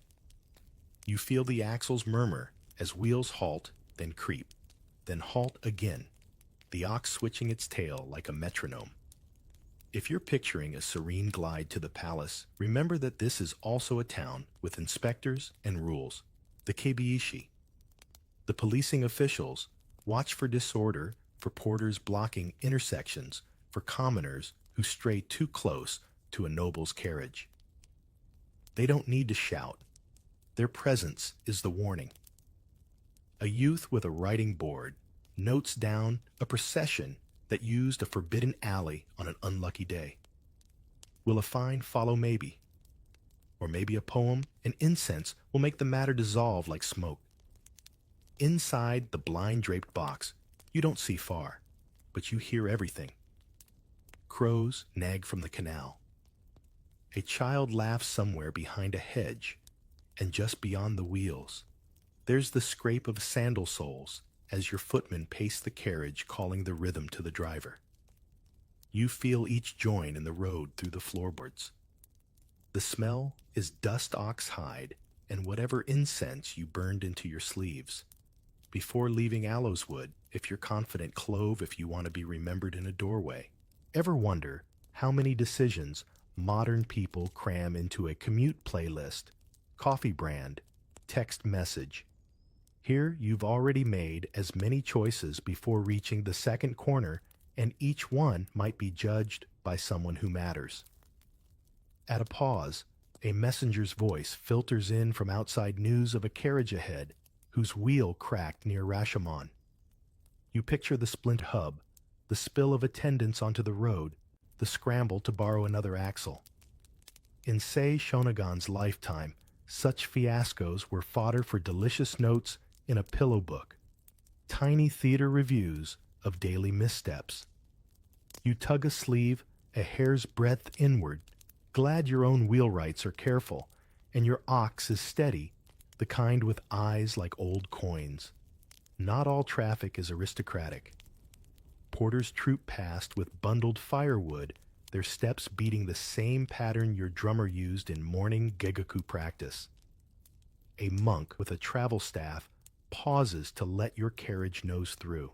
A market woman balanced under a load of greens pivots neatly to save your curtains from brushing a leaf. She'll have her own roads to walk. You won't see them from behind bamboo lattice. You wonder just briefly how the city sounds for her. Then the carriage tilts and your world narrows back to rank and angle and timing. Turning toward the Daidari, the great palace enclosure, you feel the temperature of the day shift. The walls come on like a horizon, white plastered, and calm gates, crimson and patient. Banners lift above other parties, converging, and the little dramas multiply at once. A junior official trying to look senior. A senior official trying to look immortal. A lady's carriage deploying attendants like chess pieces to win a better slot in the queue. Your driver avoids a rut cleanly with a whispered ho, and you hear another driver fail to avoid his. The wooden boom is satisfying if you're cruel and mortifying if you're him. The forecourt has its own weather system wheel ruts from yesterday's audience powdery dust. that coats sandal straps, sun-throwing shadows the length of a corridor. Doors to the Shishinden aren't your destination unless your rank permits. If not, there are smaller halls, waiting rooms where time dilates. Officials with tall eboshi caps move like punctuation marks among the sentences of the crowd. A clerk takes names onto a board and hesitates half a breath over yours, not because he doesn't know it, but because hesitating shows that he does. Waiting is choreography. You don't sit. You recline inside the carriage, precisely screens, angled to signal restraint without self-erasure. An attendant slides a tasseled cord to lift a corner, just enough for air, but not enough for a stranger's glance to find your face. Do you send a calling card in now? The thin, wooden, shaku-sized plaque, with your brushstrokes, clean and quiet? Or do you let someone else blink first? In this courtyard, the person who moves, second sometimes wins. Modern analog ever reply. All too fast and regret it. The Heian version is a runner dispatched one beat too early. From somewhere to your left, a Fujiwara cousins party murmurs like bees. They can afford to sound unhurried. Their nieces and daughters have braided themselves snugly through the Imperial line over decades. And the palace is, in a sense, their long parlor. You think of Fujiwara no Michinaga's son at noon writing that nothing in the world seemed to be against him, and you wonder how that sentence felt to the people who had to listen to it. Confidence has a sound. You can hear it through a screen. Time inside the enclosure is flavored by protocol and calendar. On certain days, the order of entry bends to ritual, and even great names bow to sequence. On others, logistics rule who has the earliest document to register, whose groom bribed which gate porter with pickled ginger, whose ox refuses to be hurried. Your driver murmurs to yours like a friend, palm on the animal's neck, and the ox releases a long breath you feel through the floorboards. A scribe scratches your details again, this time with a drier brush, as if the ink knows how long you've waited.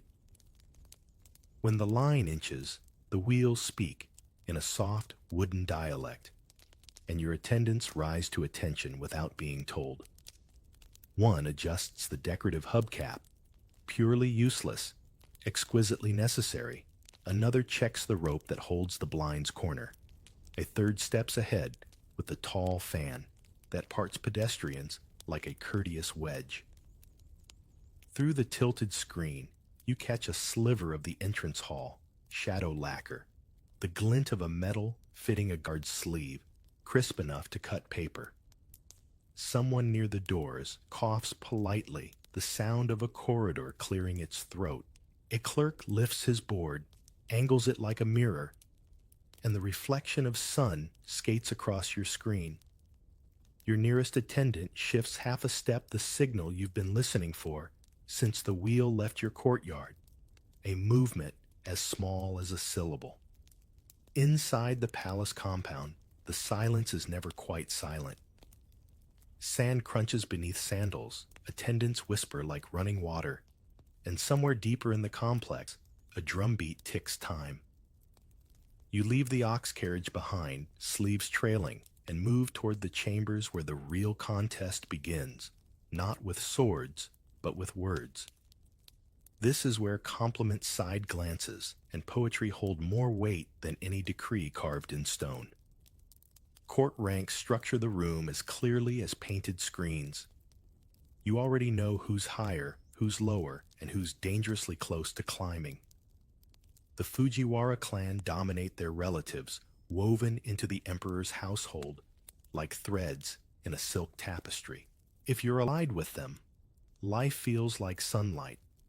If you're against them, every day is a cloudy sky. And yet, even with ranks written on scrolls and registers, favor is fluid. A clever verse, a well-placed compliment, even a glance at the right blossom, can bend the order ever so slightly. This is why poetry reigns here. The waka, 31 syllables, in a 5-7-5-7-7 rhythm, is more than entertainment. It's a weapon, a key, a secret handshake. You might trade one across the blinds, with a lady in waiting the ink, carrying as much electricity as a whispered confession. Or you might recite one in front of the emperor, your syllables rising like incense, hoping they linger in the listener's minds long enough to shift someone's opinion in your favor. Imagine living in a world where a 5-line poem could change your fortune more than a contract or a court ruling. Competitions are staged subtle but fierce. Courtiers gather in a circle, each tasked with composing a verse on a chosen theme, perhaps spring rain or the loneliness of autumn evenings. One by one, poems are read aloud, voices low and measured until murmurs pass through the crowd like ripples in a pond. Was that last metaphor tired? Did the imagery soar? The audience judges silently, but their faces betray everything. A single raised eyebrow from a powerful listener can boost or sink reputations. Even Sei Shonagon, author of The Pillow Book, thrived in these contests. Her sharp wit cut through gatherings, her observations equal parts admiration and dagger. And then there's Murasaki Shikibu, weaving her tales in the shadows, perhaps rolling her eyes at the pomp, while sketching the emotional worlds that would one day form the tale of Genji. Imagine being in a room where two of the greatest writers of Japanese history might exchange verses, while others pretend not to feel intimidated. But poetry isn't the only battlefield. Compliments themselves must be wielded with care. Praise someone's calligraphy, and you risk implying their poetry is weaker. Admire their robes, and you hint they're focused too much on appearances. Every word is a blade with two edges. It's exhausting, but it's also exhilarating, like playing chess, where each move is wrapped in silk. Around you, the architecture reflects the ritual. Rooms are divided by blinds and curtains, so conversations feel both intimate and public. You never see everyone fully. You catch shadows, voices, silhouettes. That's part of the game. Mystery is power. A lady's sleeve slipping just far enough into view can set off days of speculation. Did she mean to show that color combination? Was it accidental? Every reveal is calculated, or at least interpreted as if it were. And then there's the emperor, the still point of this orbit. His appearance, even if brief, carries weight beyond measure. A single smile from him might be retold for weeks. If he pens a waka and sends it your way, it's not just flattery. It's a tidal wave of influence. Some courtiers live entire lives chasing that one brushstroke of imperial attention. Others, like Mishinaga, bend circumstances so that their family monopolizes it. Either way, the emperor's favor is the golden incense smoke drifting above all else. The air thickens with fragrance, burned incense from braziers at the corners, mixed perfumes clinging to sleeves, even the faint sweetness of ink.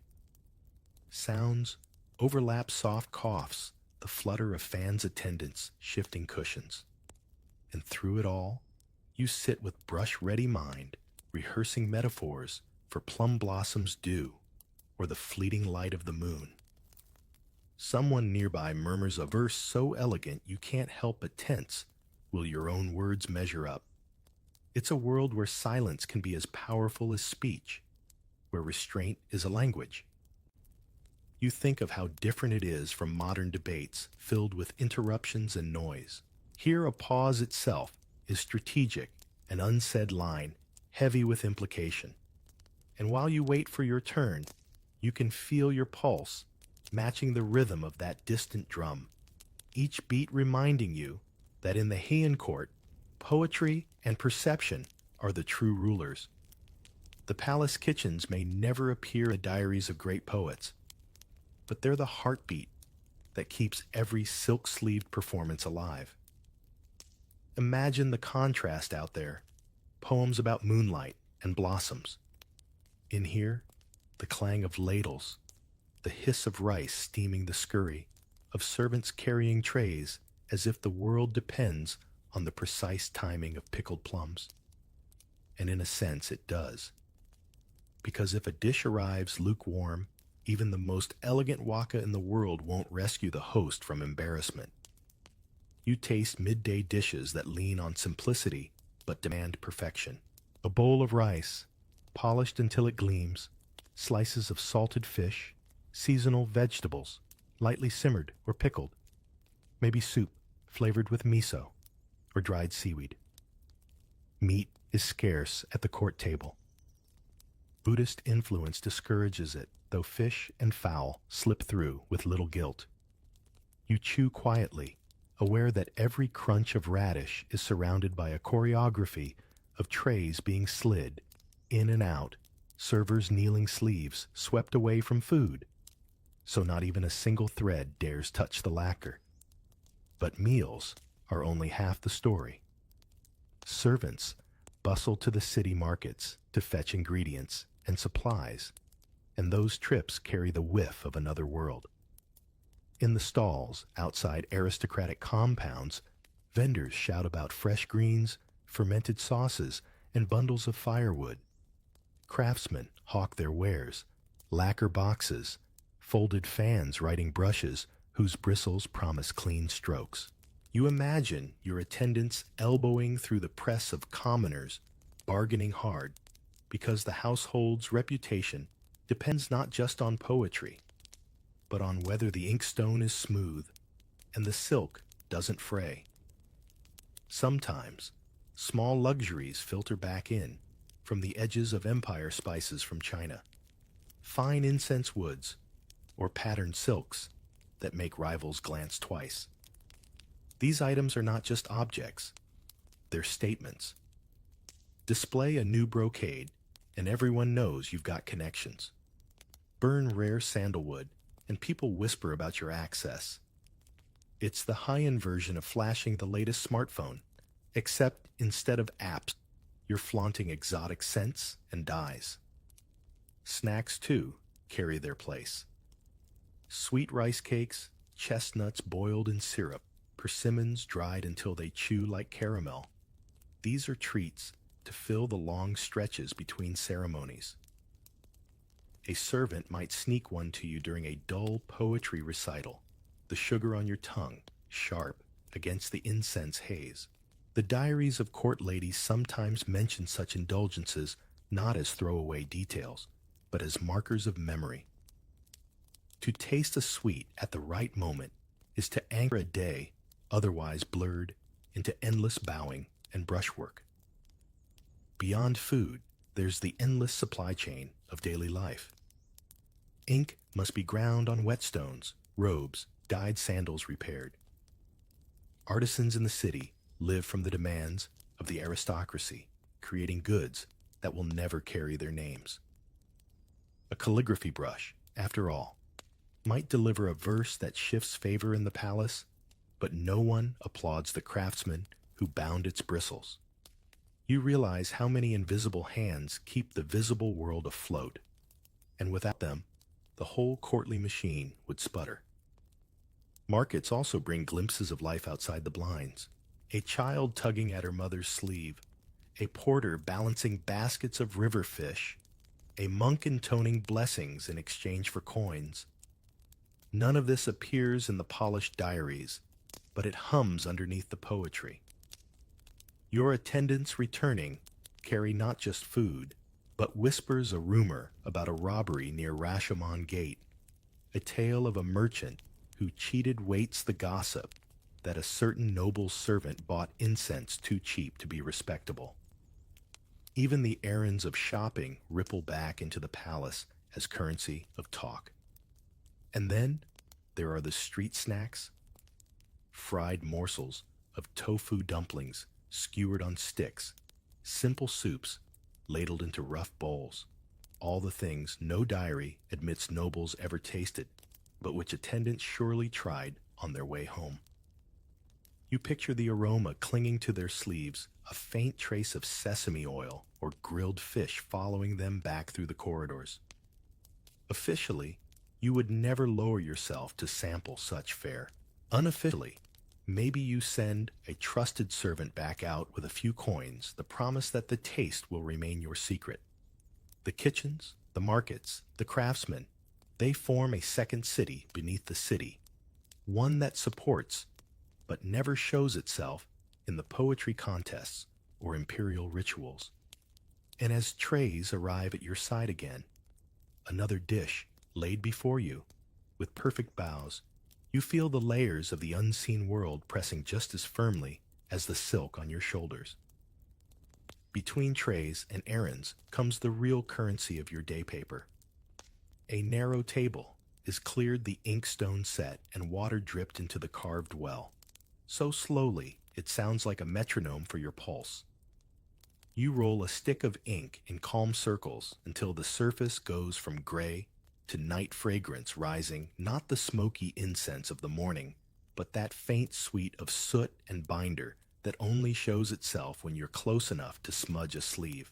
Servants lay out choices, thick cream Torinoko that takes a crisp line, softer dyed sheets, washed in pale greens and rose, even a sheet dusted with mica that will catch lamplight later.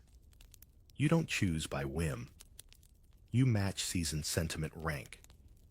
If your words are the message, your paper is the tone of voice.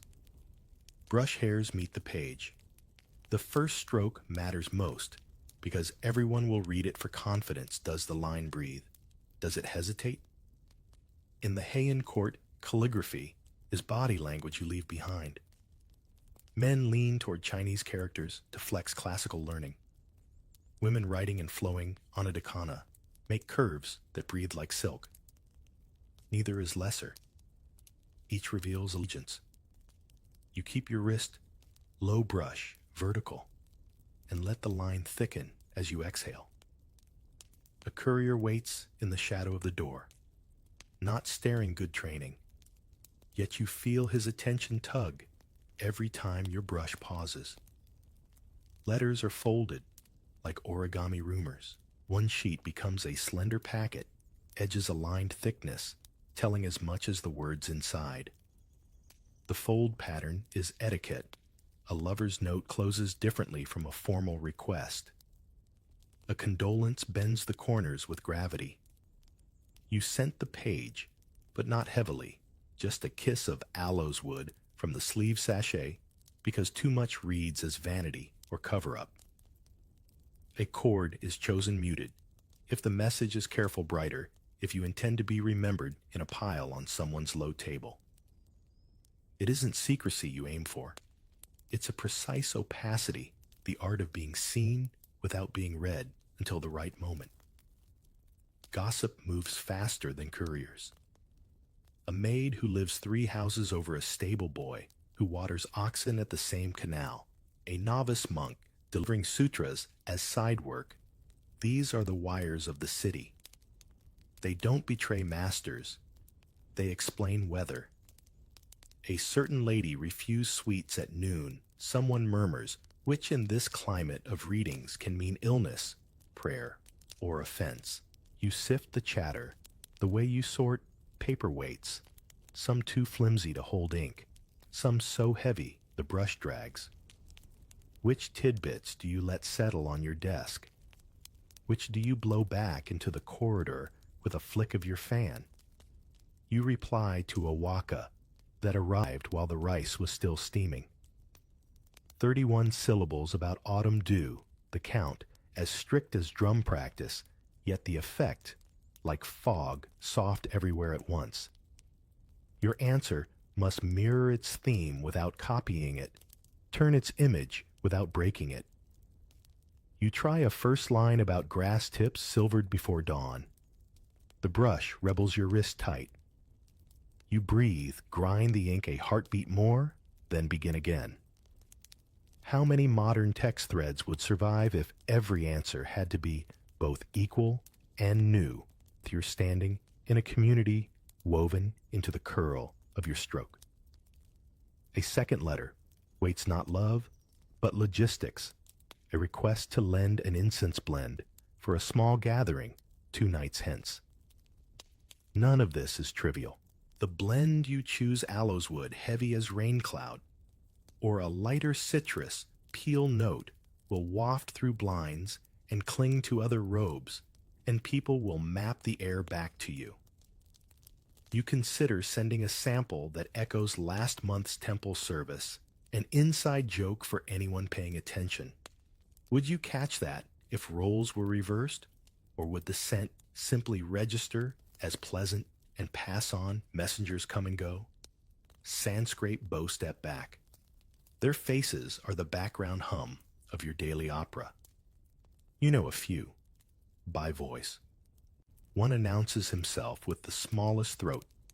Clear another, with a sandal that always skews right and leaves a crooked print on the veranda. They won't be named in a diary, but in 20 years, if you smell a ghost of clove on a winter morning, you'll remember this hour, the table, the brush, the rhythm of folding, and the memory will arrive carrying his scuffing step. Beyond the blinds, you hear a neighbor's carriage maneuvering, the deep, bovine exhale, the soft command, ho, then the creak of wheels finding a rut. A sleeve slips into view, through a gap only a slice of color, but enough to say who visits whom. Kai Mami, glimpsing through curtains, has made reputations and wrecked them. You close your gap with 2 fingers and a neutral breath. Later tonight, someone will swear they saw your color at a house you did not enter, and by tomorrow, the rumor will have grown a face and half a poem. Do you correct it now and call attention, or let it thin itself in the wind? You turn to the small box of keepsakes, not samples, cord lengths, a pressed sprig from last spring's festival, wrapped in paper, soft as old rain. These aren't sentimental clutter. They are calibration tools. You match the knot from a past exchange to ensure your hand remembers the exact tension, not too tight, eagerness, not too loose carelessness. The court pretends to read only texts. In truth, everyone reads knots creases, layering even the faint crescent of a nail mark that says you hesitated before the last fold. A courier returns with a reply ridiculously fast. Someone had a brush ready, or your letter had been expected. You break the cord, inhale the faint cinnamon caught in the paper's fibers, and let your eyes ride the kana without moving your head, because attendants are always watching the angle of your attention. The poem is deft, the closing image slipping from dew to frost in just 5 syllables. You feel heat in your face, not from shyness, but from admiration tinged with rivalry. How many times has friendship in this city been a well-lit corridor that leads to a locked door, labeled one better line? Between letters, you step to the veranda and watch laundry ropes sway plain hemp towels, never the silks, which are air-dried flat in shade. 2 women laugh at a joke too small to cross the courtyard. You try out a modern analogy in your head. A guilty little habit letters here work like curated social feeds. Yes, but the algorithm is human. It remembers slights for years and waits each fold and scent until a pattern appears. Do you ever wish for a mute button? Or do you savor the noise because it's half the sport? Back at the table, you choose a paper dyed in faint willow to carry a message that is neither surrender nor advance, just a chess knight sidestep. The brush glides. You keep the line low on the page to leave white space that breathes patience. A servant, after a quick bow, adds a tray of dried persimmons you will not eat now, because sugar announces itself on breath, and someone you will meet in an hour keeps astonishing track of such things. You dab a corner with scent the barest tap and practice the fold once without creasing before you commit. The first crease is always the loudest. When you slide the finished packet toward the waiting hands, a shaft of noonlight spears across the table and turns the mica in the other sheet into a constellation. The courier's shadow covers it a beat later, and you adjust the cord with your thumbnail so the knot faces precisely left the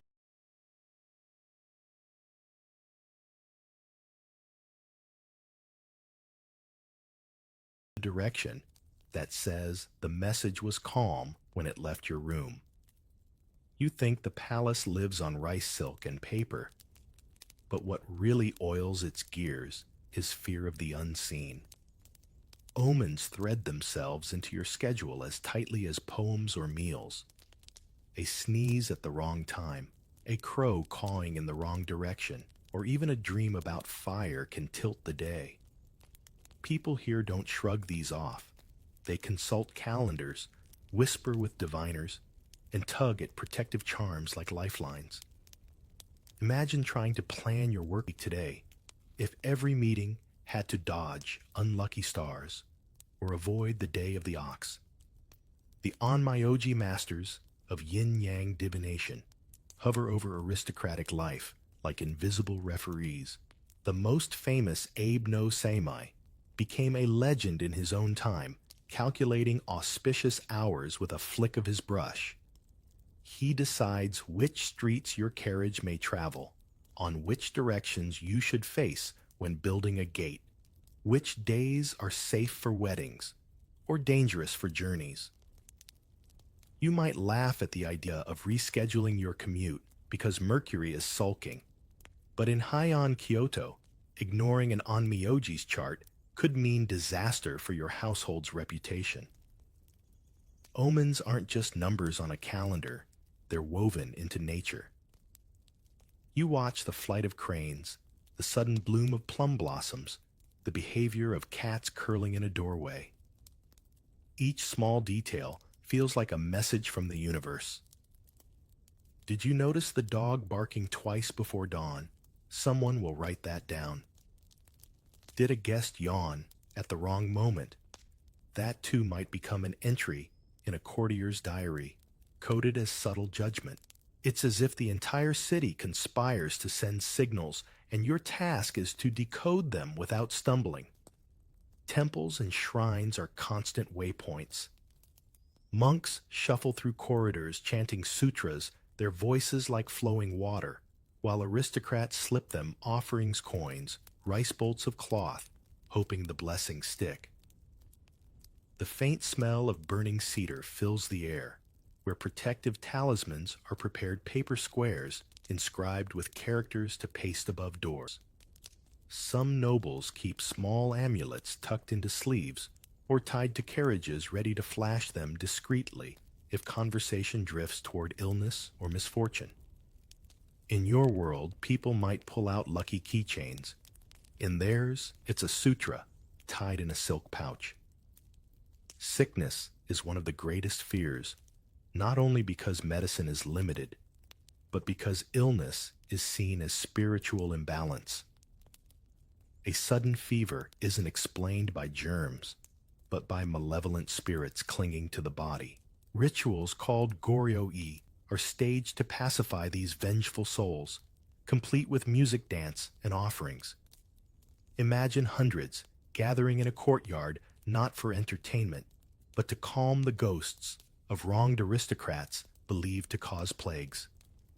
For the Heian elite, the boundary between politics and the supernatural is paper thin. Sometimes divination goes public. A soothsayer reads cracks in heated turtle shells, or lots are cast at a shrine festival, the results pinned up for all to see. Crowds murmur, glancing at one another, adjusting plans in real time. If the lot says travel is unlucky, caravans suddenly thin. If it says love prospers, letters double overnight. You realize that fortune-telling here isn't fringe. It's infrastructure like weather forecasts today. Try planning a picnic without checking the weather app. In Heian, Japan, you wouldn't dream of ignoring the Amyoto Almanac. Even architecture bends to this logic.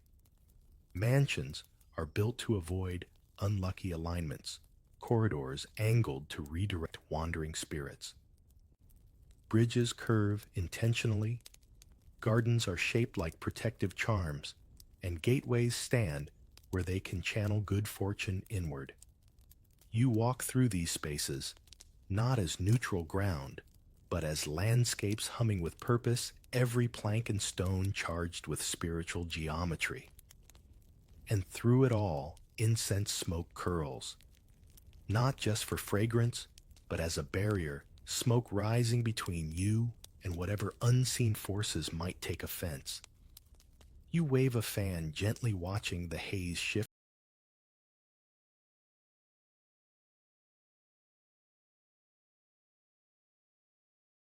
like a ghost, and wonder if the spirit world is truly so close that it can be deterred by scented air. Maybe you don't believe every omen, but you can't escape the fact that everyone around you does, and their belief shapes your reality. The hours pass in this quiet negotiation with the unseen. You eat, write, and converse, but beneath each act lies calculation is the timing, right is the omen, good is the spirit appeased. You find yourself glancing at shadows and listening to animal cries with a seriousness you never imagined. To live here is to live inside a web of signs where every thread vibrates with meaning, and pulling the wrong one could unravel far more than your own day. The moon comes in like an uninvited inspector, sliding across your screens and checking whether your evening is as elegant as your daytime bragging. You feel it land on the painted pine of a biobu, climb a sleeve, catch the rim of a bronze mirror, and suddenly everything softens the lacquer, the faces, the nerves you've been holding since morning. Someone nudges a brazier closer. The charcoal answers with a shy crackle, and a servant lowers a lamp wick until the glow turns the room into honey. You settle into night the way you slipped into silk by layers. A tray arrives, not with dinner, but with after-dinner politeness.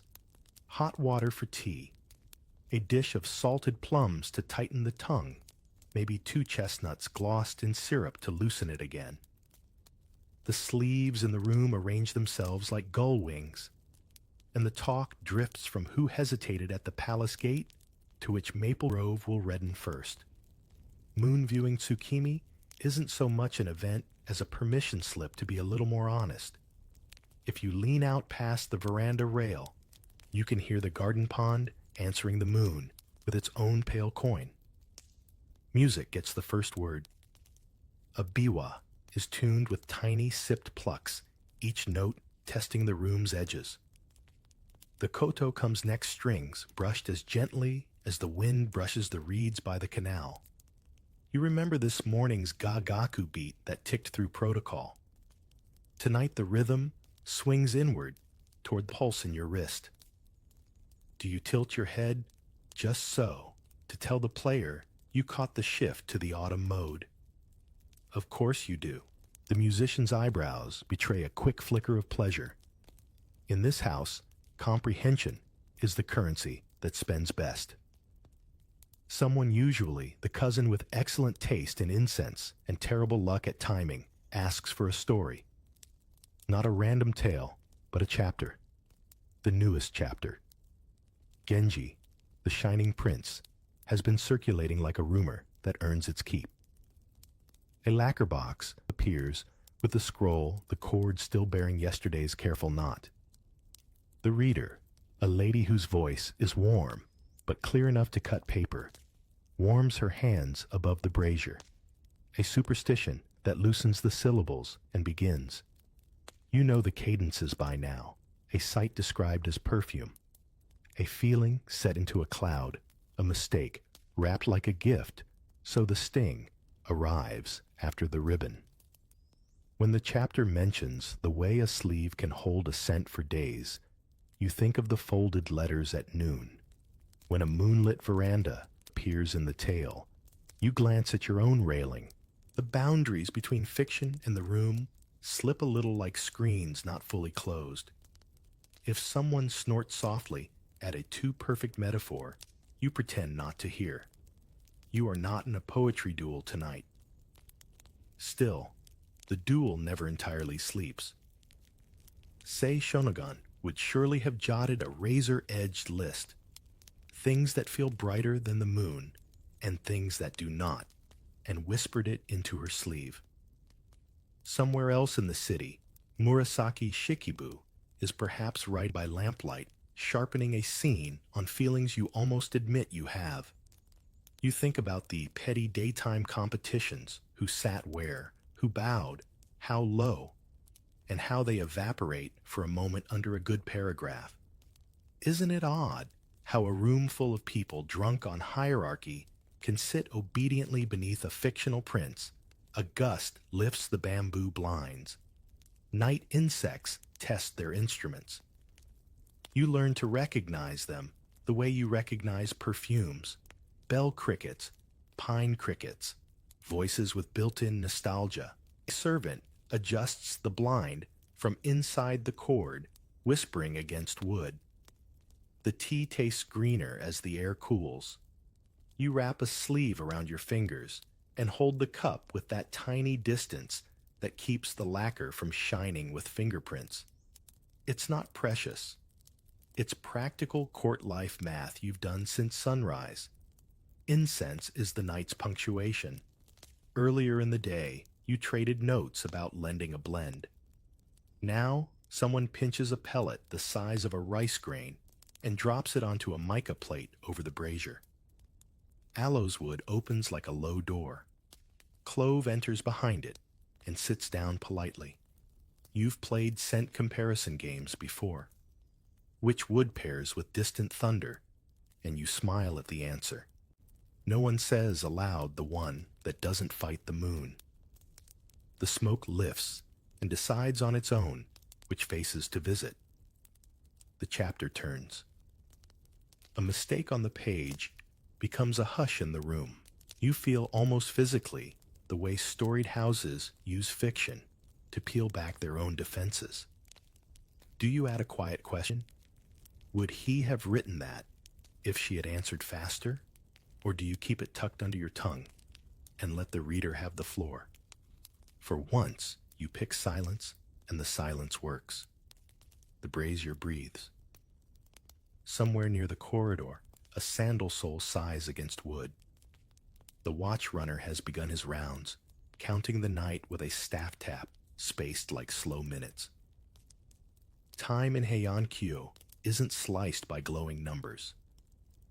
It is measured by incense that shortens by water that drips in palace jars, by the number of poems a reader can finish before the crickets downshift. Someone mentions the 9 night watches, more to feel orderly than to be precise, and you agree, even though you're really counting by the length of a story. When the reader's voice drops to a sugar-burnt whisper on a closing image, frost silvering a chrysanthemum, you feel the room pause together. Not applause. Too vulgar. Just a letting out a breath you didn't know you were keeping. The scroll is re-rolled with the care you'd give a sleeping child. A lady refastens the cord so that the loop lies left, calm, not eager. The reader slips a tiny paper mark into the lacquer box. Yes, even here there are bookmarks, and hands it off. Someone asks for a song to match the chapter. The biwa obliges, and the room's attention pivot is so clean you could use it to cut cloth. You're getting drowsy, but this drowsiness has pride in it. You worked for it a full day of rank management ink duels. Omens, dodge trays, balanced. Now you're allowed to soften. Bedding arrives as quietly as rumor. The futon rolls out quilts. Kekibeten unfold with the faded thunder of cotton, and a thin pillow slides into position like a comma that changes the meaning of a sentence. In cooler months, A second quilt appears. In sticky months, a gauze veil is hung to persuade mosquitoes to meddle elsewhere. A servant spreads a palm over the brazier to check the heat's politeness, then caps the lamp bowl so the flame turns from eager to contemplative. You ease out of the day like a letter from its cord. Sleeves are aligned to avoid creasing hair combed once so the night can't tangle it into knots of bad luck. A sachet placed near the pillow to bribe dreams with aloes and citrus. You think of the morning rooster, and the noon letters, and the afternoon carriage chess, and how each hour had its arena. Now the arena is a rectangle of floor, and a quilt's horizon.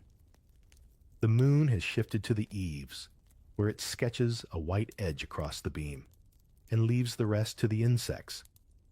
You lie there, listening for the staff tap in the corridor, and find in the gap between taps a faint melody left by the koto inside your ribs. The last coal in the brazier decides whether to glow again or give up. The room decides to let it choose. Someone outside laughs once the way people laugh when they have finished talking, and finally remember they are tired. You move your sleeve an inch higher against your cheek and let the lamp's wick gutter one more breath lower. Tonight, you walk the corridors of Heian, Japan, moving through layered silk, measured bows, quiet trays, and poems that carried more weight than steel. You tasted rice and incense, listened for omens, traded letters, folded like secrets, and let moonlight judge the evening, while music softened the room. Behind every screen stood hands that kept the stage bright. Within every gesture lived patience, polish, and play. You did enough. Let the drums of protocol fade, the crickets keep the watch, and the last coal settle to ash. Breathe slowly. Loosen your sleeves. Close your eyes